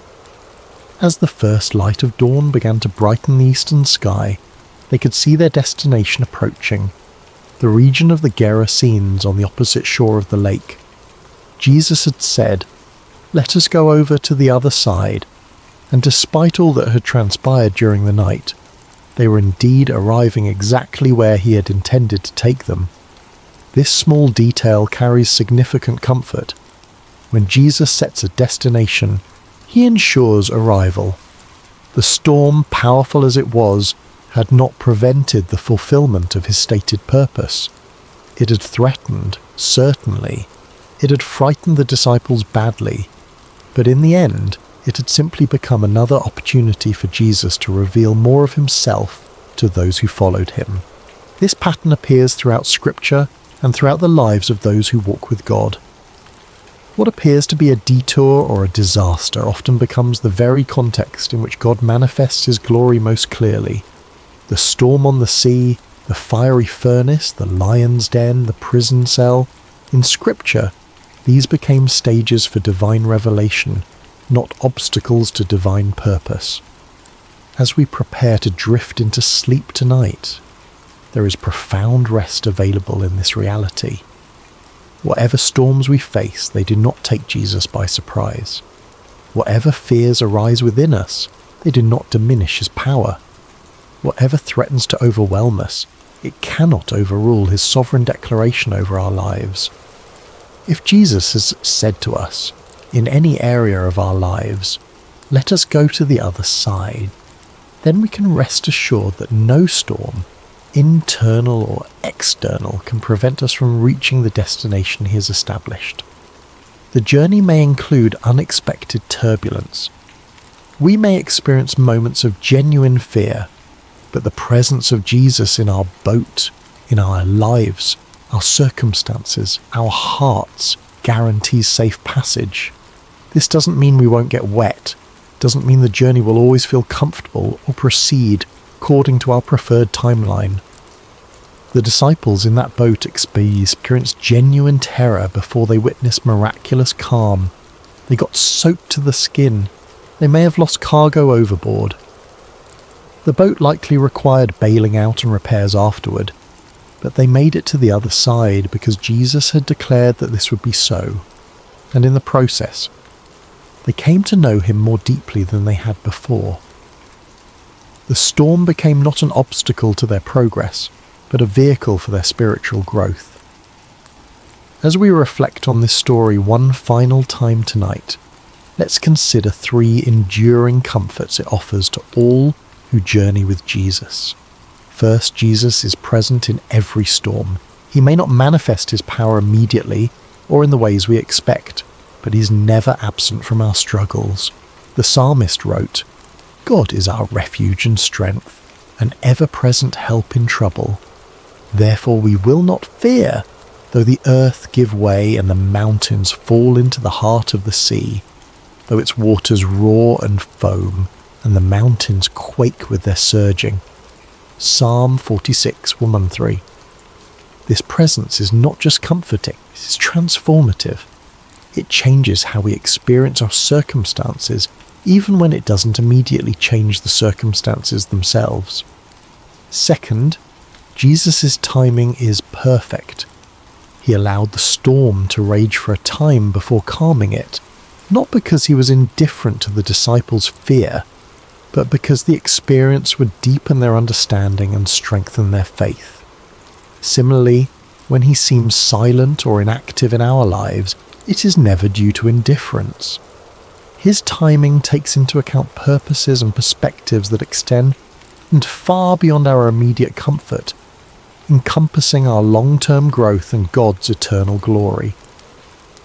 Third, Jesus' authority is absolute. When he spoke to the wind and waves, they had no choice but to obey. The same voice that said, "Let there be light" at creation, now said, "Be still" to the storm, with the same creative authority and the same immediate result. This ultimate authority means that nothing we face, no circumstance, no enemy, no fear, no failure, is beyond his power to redeem, restore, or transform according to his perfect will. These truths don't eliminate life's storms, but they fundamentally change how we experience them. They allow us to sleep, literally and figuratively, in the sovereignty of the one who has promised to bring us safely to the other side. As your body relaxes more deeply now, as your breathing slows and your thoughts begin to drift, imagine yourself in that boat after the storm has ceased. Feel the gentle rocking of the vessel on calm waters. See the stars reflected on the surface like scattered diamonds. Hear the quiet lapping of small waves against the wooden hull. And most importantly, know that Jesus is there with you, awake, aware, almighty. The night is passing. Dawn approaches. The shore draws nearer with each moment. And the one who commanded the storm with a word continues to hold you in the palm of his hand, guiding your vessel to exactly where he intends it to go. In this assurance there is deep peace. In this knowledge there is perfect rest. In this presence there is complete safety. Whether we find ourselves currently in the midst of a raging storm, in the calm that follows, or in the ordinary moments between dramatic events, the truth remains. Jesus is with us. Jesus is for us, and Jesus will bring us safely to the other side. So breathe deeply now. Release the tension you may be holding in your shoulders, your jaw, your hands, your mind. Allow your body to grow heavy with approaching sleep. In the quiet of this moment, I invite you to find a comfortable position. Perhaps you're already settled in bed, your head resting on your pillow, or maybe you're preparing for rest after a long day. Wherever you are, however you've arrived at this moment, know that you are welcomed here with tenderness and care. Close your eyes if you haven't already. Feel the weight of your body surrendering to the support beneath you. Notice how your shoulders can soften, how your hands can rest without grasping, how your face can release any tension it's been holding. There's nothing you need to do right now except breathe and listen. Let's breathe together for a moment. Inhale slowly through your nose, feeling the cool air fill your lungs. Hold it gently for just a moment, and then exhale through your mouth, releasing anything that doesn't serve your peace. Inhale comfort. Exhale worry. Inhale divine peace. Exhale human striving. Inhale rest. Exhale burden. With each breath, you're creating space within yourself. Space for stillness, space for quiet, space for the gentle voice that calls you by name. I invite you now to begin visualizing a journey. As you continue breathing slowly and deeply, imagine yourself walking along a narrow country path. It's late afternoon, and the golden light of the setting sun bathes everything in a warm glow. The air is perfect, not too warm, not too cool, and carries the sweet scent of wildflowers and fresh grass. The path winds gently through rolling hills. With each step you feel more of your daily concerns falling away. The emails waiting for responses, the conversations that left you wondering, the tasks still uncompleted, all of these can wait outside this peaceful moment. As you walk, you notice the sound of birdsong in the distance, not the busy chattering songs of morning birds, but the gentle settled sounds of evening, soft calls that seem to whisper, all is well, rest is coming. The path begins to crest a small hill, and as you reach the top you see before you a wide meadow. The grass sways gently in a soft breeze, creating waves of movement like a green sea. Scattered throughout are wildflowers in gentle hues, pale yellows, soft whites, and tender purples. At the far edge of this meadow, you can just make out the stone walls of an ancient sheepfold, a place of gathering, a place of safety, a place of rest. This is where our journey is taking us tonight, to the sheepfold of the Good Shepherd. As you descend the hill toward the meadow, you feel a sense of being both completely free and completely held. The vast open sky above reminds you of boundless possibility, while the path beneath your feet assures you that you're being guided. With each step, your breathing continues to deepen. Your inhales become fuller, your exhales become longer. Your mind begins to quiet like water settling after a storm. The path now leads you into the meadow itself. The grass reaches up past your ankles, brushing against you with feather-like touches. You can feel the earth beneath your feet, solid, supportive, ancient. As you walk, you begin to notice the sounds of sheep in the distance, not loud or disturbing, but the gentle bleating that speaks of contentment and security. They're calling to one another as they make their way toward the sheepfold for the night. And then you hear something else, a voice.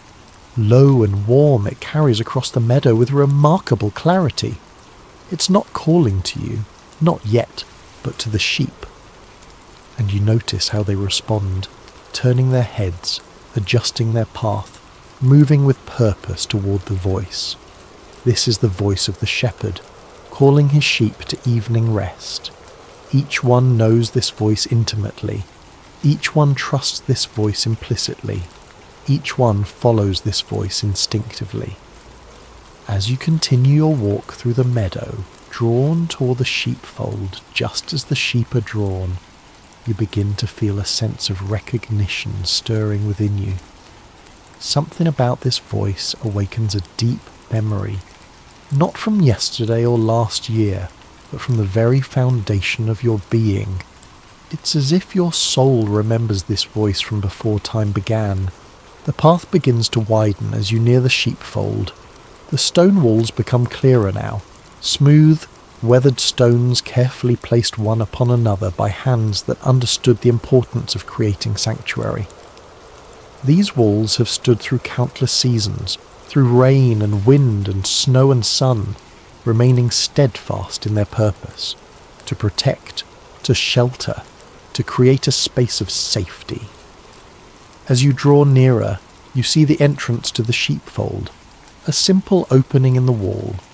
There is no gate of wood or metal, for in this place, in this story, the shepherd himself serves as the gate.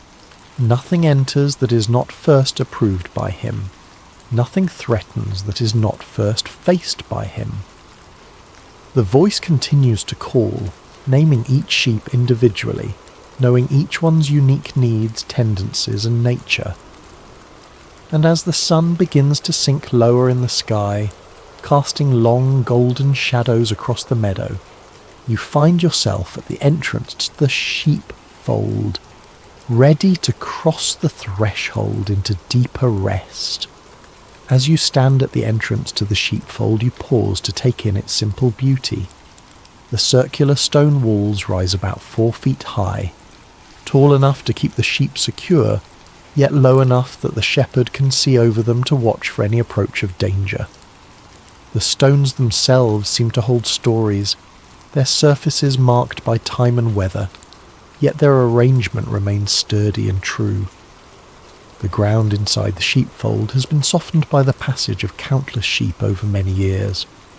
What might once have been rocky earth has become a cushioned, almost velvety surface, perfect for rest. In some areas, particularly along the inside edge of the wall, tufts of soft grass have grown, creating natural pillows for weary heads. You notice that while the day remains warm, there is a coolness gathered in the shadows of the walls, a reminder that night approaches and with it the deeper rest that darkness brings. The air here carries a different quality. Sheltered from the breeze that moves across the open meadow, it feels somehow more concentrated, more present. As you step inside, crossing the threshold where the shepherd stands watch, you feel a subtle shift in your awareness. The sounds of the wider world seem to soften.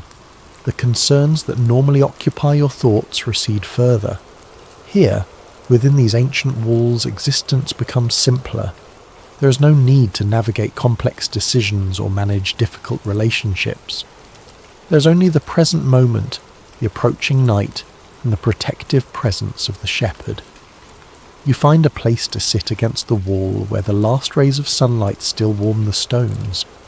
From here, you can watch as the sheep continue to arrive, each responding to its name when called, each receiving a gentle touch from the shepherd as it passes by him into the fold. This is how it has been done for thousands of years in the hill country.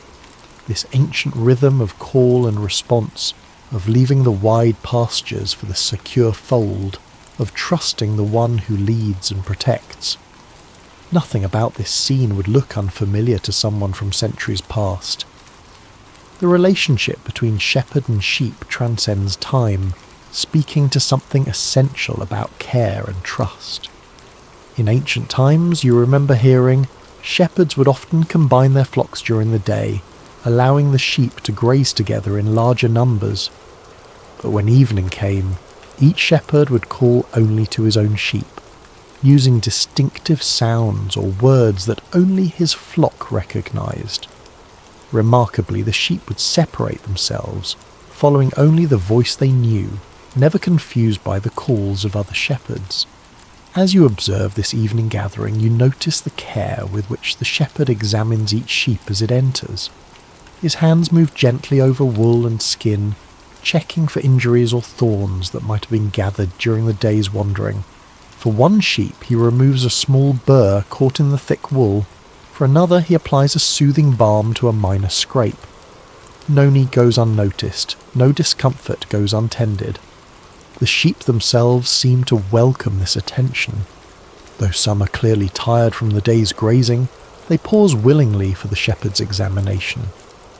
There is trust in their stillness, contentment in their patience. They know these hands, they know this voice, they know they are cared for individually, specifically, attentively. As the fold fills with more sheep, you notice the distinctive sounds they make. Not the loud bleating of alarm, but the soft, low sounds of recognition and settlement. They are talking to each other and to the shepherd in their own language of belonging. The air begins to cool more noticeably as the sun touches the horizon. Long shadows stretch across the sheepfold, and the stone walls now provide not just security, but shelter from the light evening breeze. The shepherd moves among the gathered sheep, his presence clearly bringing them comfort. Some draw closer to him as he passes, seeking the reassurance of proximity. You watch as he kneels beside one sheep that seems particularly restless. He speaks softly to it, words you cannot quite hear from where you sit, but you can see the effect. The sheep's breathing slows, its movements still. Its eyes close in what can only be described as surrender to care. This, you realize, is what true safety looks like. Not the absence of all threat, but the presence of one who is trustworthy enough to allow complete vulnerability. The sheep do not need to remain vigilant because the shepherd stays watchful. They do not need to worry about provision because the shepherd knows where the sweet water flows and the tender grass grows. They do not need to fear the darkness because the shepherd's sight penetrates what they cannot see. As twilight deepens into early evening, a profound quiet descends upon the sheepfold. The activities of the day, the walking, the grazing, the occasional startled running, have given way to stillness. Energy spent has prepared the way for deep restoration. The shepherd now sits at the entrance to the fold, his back against one of the stone walls, his staff across his lap. From this position, he can see both outward across the meadow and inward to the gathered flock. Nothing approaches without his knowledge. Nothing disturbs without his permission. In this ancient pattern, in this timeless scene, you feel your own breathing continuing to slow, your own thoughts continuing to quiet. The simple rightness of this place seeps into your awareness. The stone walls that have sheltered generations, the soft earth that welcomes rest, the attentive presence that makes vulnerability safe. As night begins to embrace the world outside the fold, you feel yourself drawn deeper into the peace of this sanctuary. The voice of the shepherd, which first called across the meadow, now speaks in the silence of complete trust. And though no words are spoken aloud, you understand with perfect clarity. You are known, you are seen, you are safe. As the night deepens around the sheepfold, the stars begin to appear overhead. First one, then another, then suddenly a multitude, transforming the darkness into a vast canvas of light. The shepherd remains at his post, a silhouette of watchful presence against the night sky. in this moment of perfect stillness, words from ancient scripture rise in your mind, words that have brought comfort to countless souls through the centuries. The 10th chapter of John's Gospel, where Jesus describes himself as the Good Shepherd, speaks with particular resonance in this place of safety and rest. Listen now as the words flow gently into your consciousness. Very truly I tell you, I am the gate for the sheep. All who have come before me are thieves and robbers, but the sheep have not listened to them. I am the gate. Whoever enters through me will be saved. They will come in and go out and find pasture. Pause and consider this image of the gate. In ancient sheepfolds like this one, the shepherd would often position himself in the opening of the wall, literally becoming the gate. Nothing could enter without passing by him first. No predator could threaten, no thief could steal, no sheep could wander away without encountering the shepherd's watchful presence. Imagine now what it means to have such protection. Not a cold barrier of wood or metal, but a living, attentive guardian who knows each one by name. This is not distant security, but intimate care. This is not impersonal safety, but relationship-based protection. The words continue to unfold. I am the Good Shepherd. The Good Shepherd lays down his life for the sheep. The hired hand is not the shepherd, and does not own the sheep. So when he sees the wolf coming, he abandons the sheep and runs away. Then the wolf attacks the flock and scatters it. The man runs away because he is a hired hand and cares nothing for the sheep.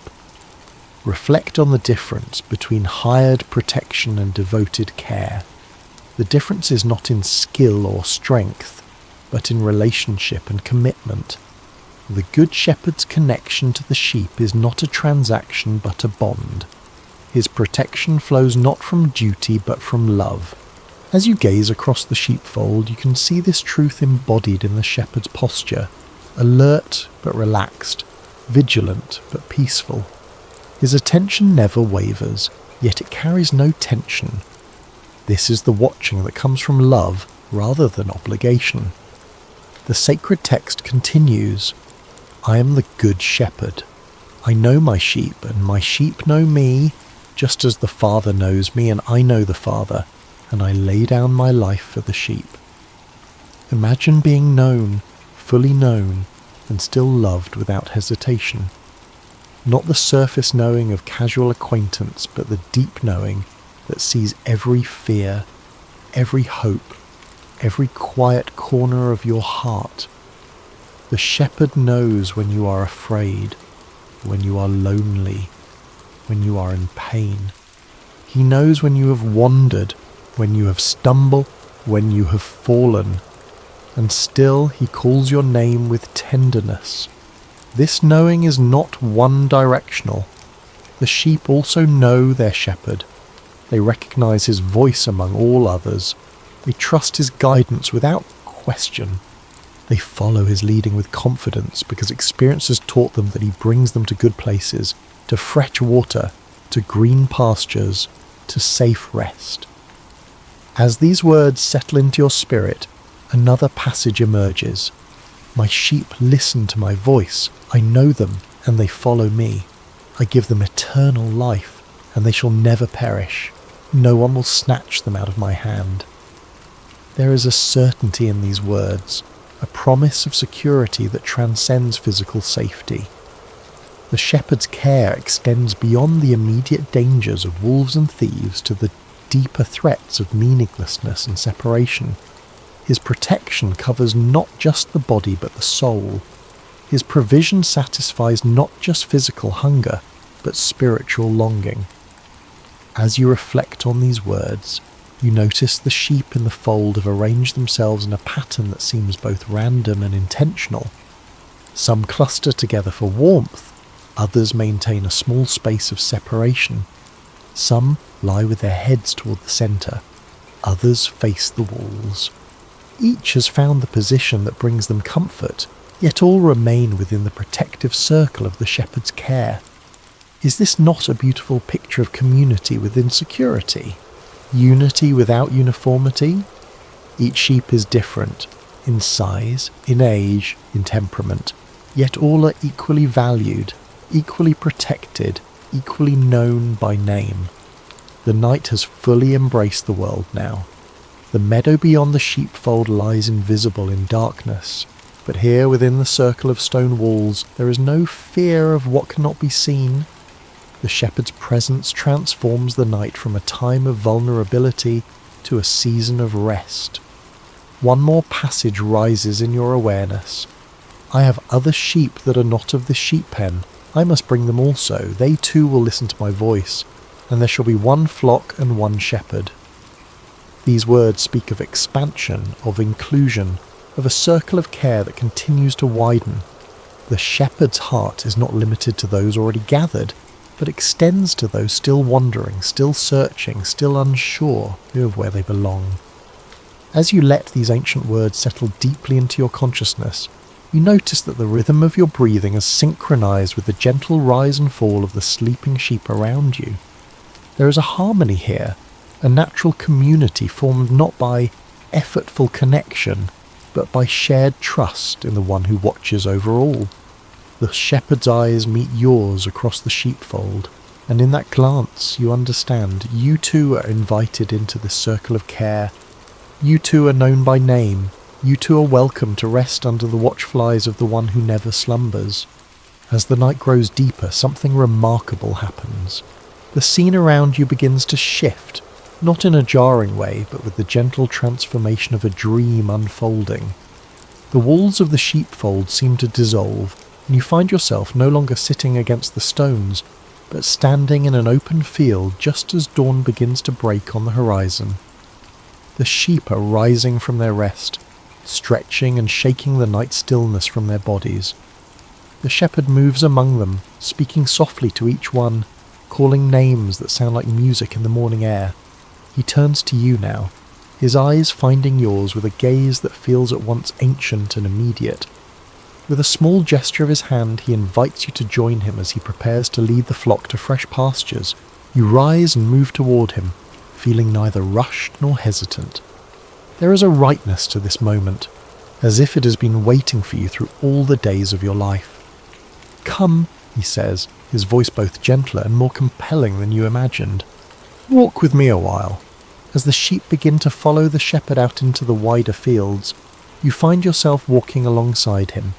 Not ahead, not behind, but beside, close enough to hear his breathing, to notice the deliberate placement of his feet on the earth, to feel the subtle movements of the air as he lifts his staff to guide the way.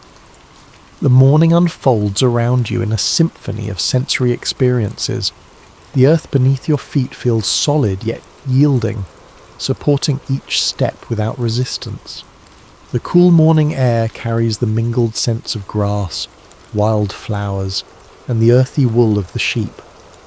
Light increases gradually as the sun climbs higher, illuminating the landscape in stages, first outlining the hills in gold, then filling the valleys with amber light, finally bathing everything in the clear radiance of full morning. You notice that the shepherd does not hurry.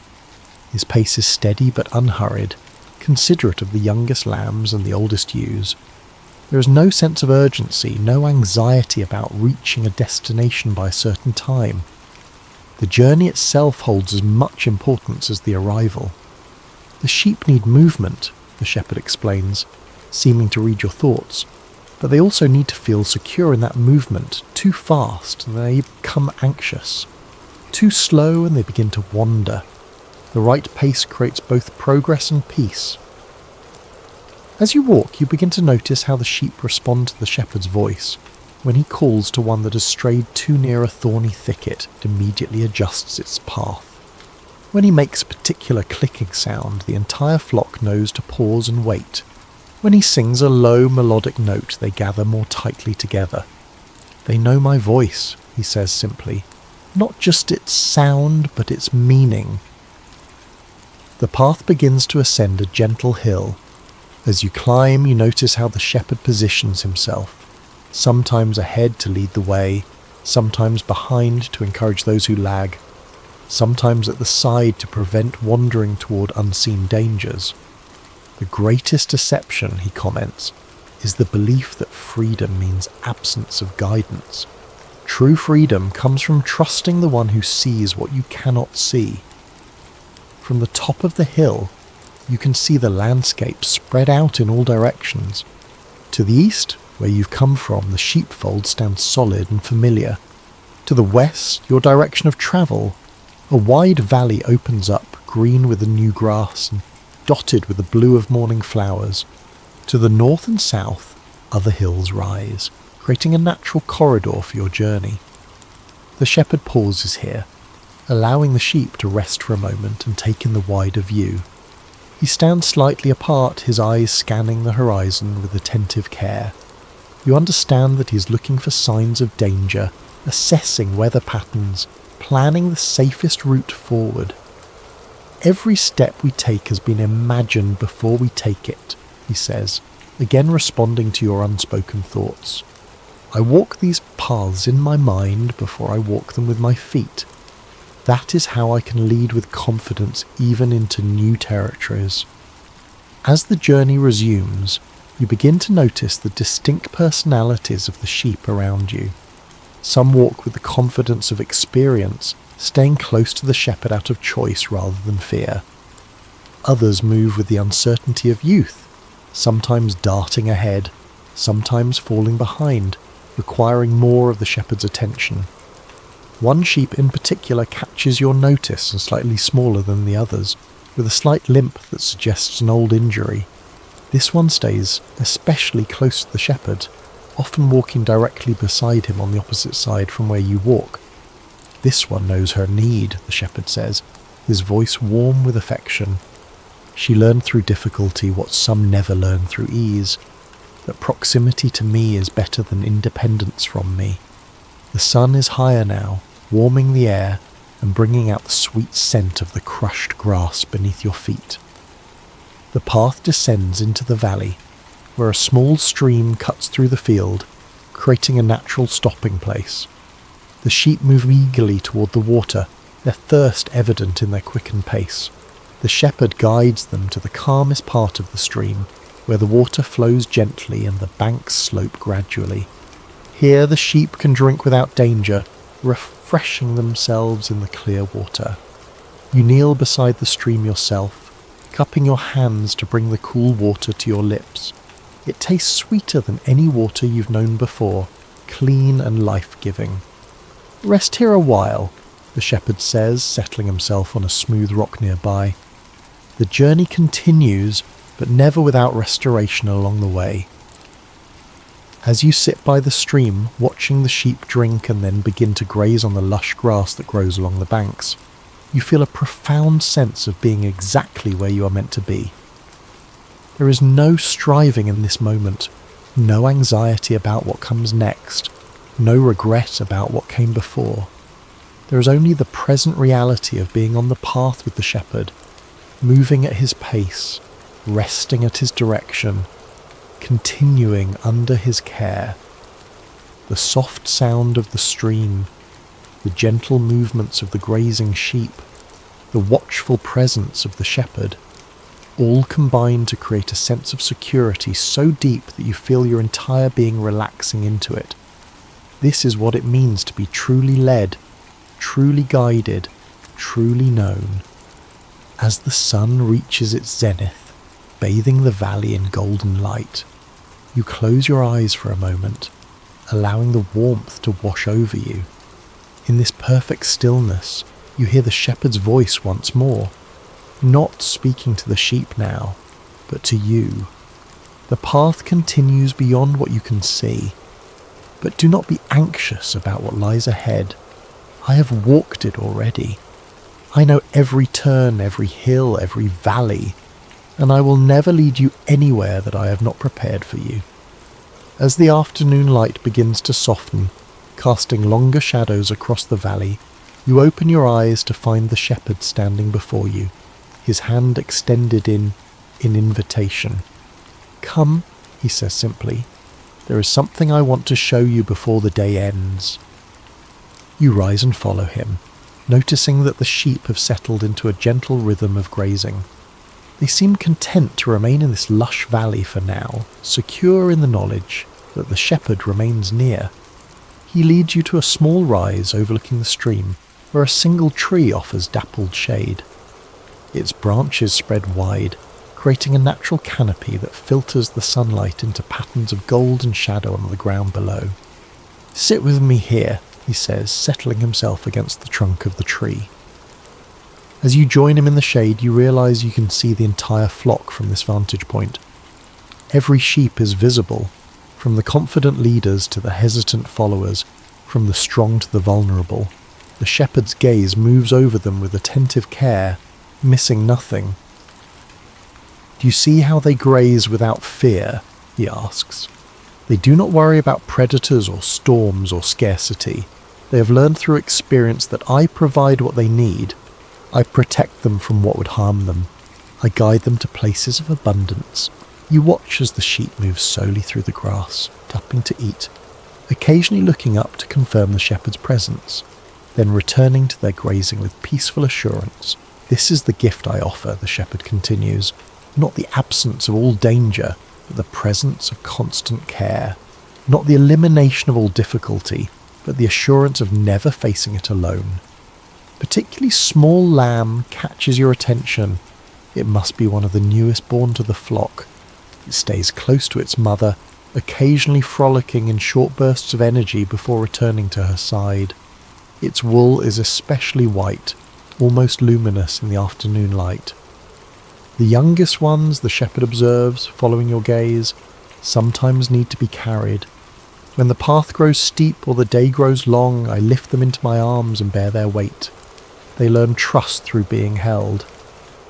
You consider this, the image of the strong shepherd carrying the vulnerable lamb, not with impatience at its weakness, but with tenderness for its need.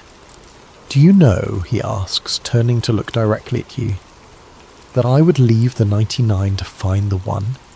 If a single sheep wanders away, becomes lost, falls into danger, I go after it. Not because it is more valuable than the others, but because each one is irreplaceable to me. Each one is known by name. Each one matters uniquely." The depth of commitment in his voice moves you deeply. This is not the impersonal care of a distant guardian, but the passionate attention of one who loves specifically, individually, completely. "The good shepherd," he continues, "lays down his life for the sheep, not because the sheep have earned such sacrifice, but because the shepherd's love makes them worth any cost." As he speaks these words, the light shifts, taking on the golden quality of late afternoon. The air grows still, as if the world itself is listening to this truth. "Many voices will call to you," the shepherd says softly. "Some offering easier paths, some promising quicker rewards, some threatening what will happen if you don't follow them. But remember, my sheep know my voice. They recognize it among all others because they have spent time listening, because they have experienced its reliability, because they have found that following it always leads to life." He reaches out and places his hand on your shoulder, the weight of it both grounding and reassuring. "You're not alone in the fields of this world," he says. "Even when you cannot see me, I am watching. Even when you cannot hear me clearly, I am speaking. Even when you wander, I am seeking. This is the promise I make to each one who belongs to me. You will never be forgotten, never be abandoned, never be left without guidance."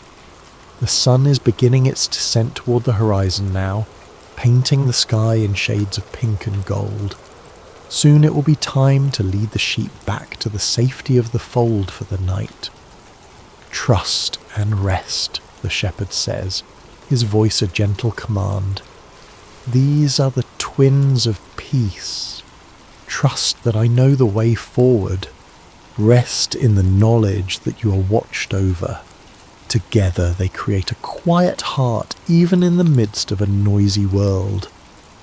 As these words settle into your spirit, you notice that your breathing has slowed to match the shepherd's. Deep, unhurried breaths that seem to draw peace directly from the air around you. Your body feels heavy with relaxation, as if every muscle has decided at once to release its tension. The voice of love is always near, the shepherd murmurs, his words becoming almost musical in their rhythm, calling you by name, inviting you to follow, promising presence through every valley and on every mountain top. The sheep are beginning to gather more closely now, sensing the approaching evening. Their movements become slower, their grazing more intermittent. They are preparing for the journey back to the fold. Step by step, you are led to peace, the shepherd continues, his voice growing softer, not in great leaps or sudden flights, but in the patient unfolding of a path walked in trust. Each day has its portion of guidance, each moment carries its own light. He rises now, stretching his arms wide as if to embrace the entire flock at once. The setting sun behind him creates a halo effect, illuminating his outline with golden light.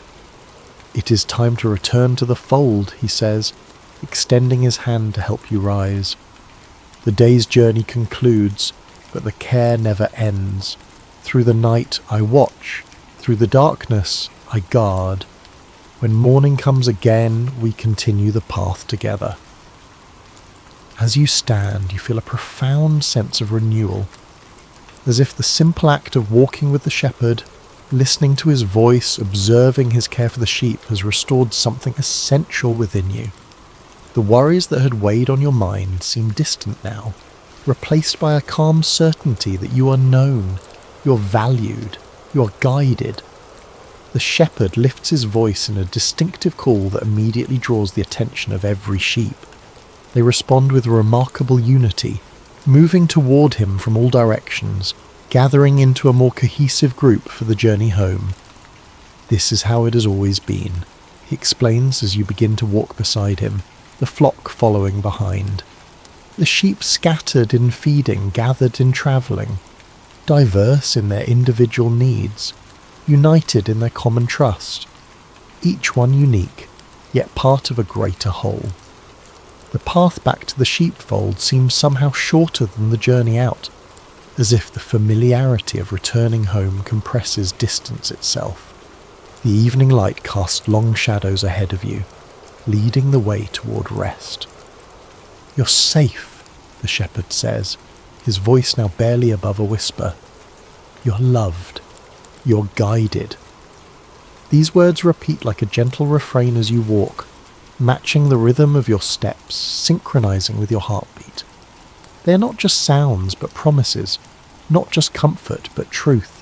They sink deeply into your consciousness, creating a foundation of peace that feels both new and somehow always known. As the sheepfold comes into view, its stone walls glowing with the last light of day, you feel a sense of completion. Not the end of a glory, but the closing of a circle that will open again with the dawn. The shepherd leads the flock through the entrance, counting each one, greeting each by name, ensuring that all who went out have returned safely. When the last sheep has entered the fold, the shepherd takes his place at the gateway, his staff across his knees, his gaze moving between the gathered flock and the darkening landscape beyond. He is the living gate, the constant guardian, the embodiment of care that does not slumber or sleep. "Rest now," he says to you, his eyes holding yours with gentle intensity. The shepherd knows your name. The shepherd calls you to rest. The voice of love is always near. As night embraces the world once more, as stars begin to appear in the darkening sky, you feel yourself surrounded by perfect peace, held in the care of the one who calls you by name, who leads you beside still waters, who restores your soul.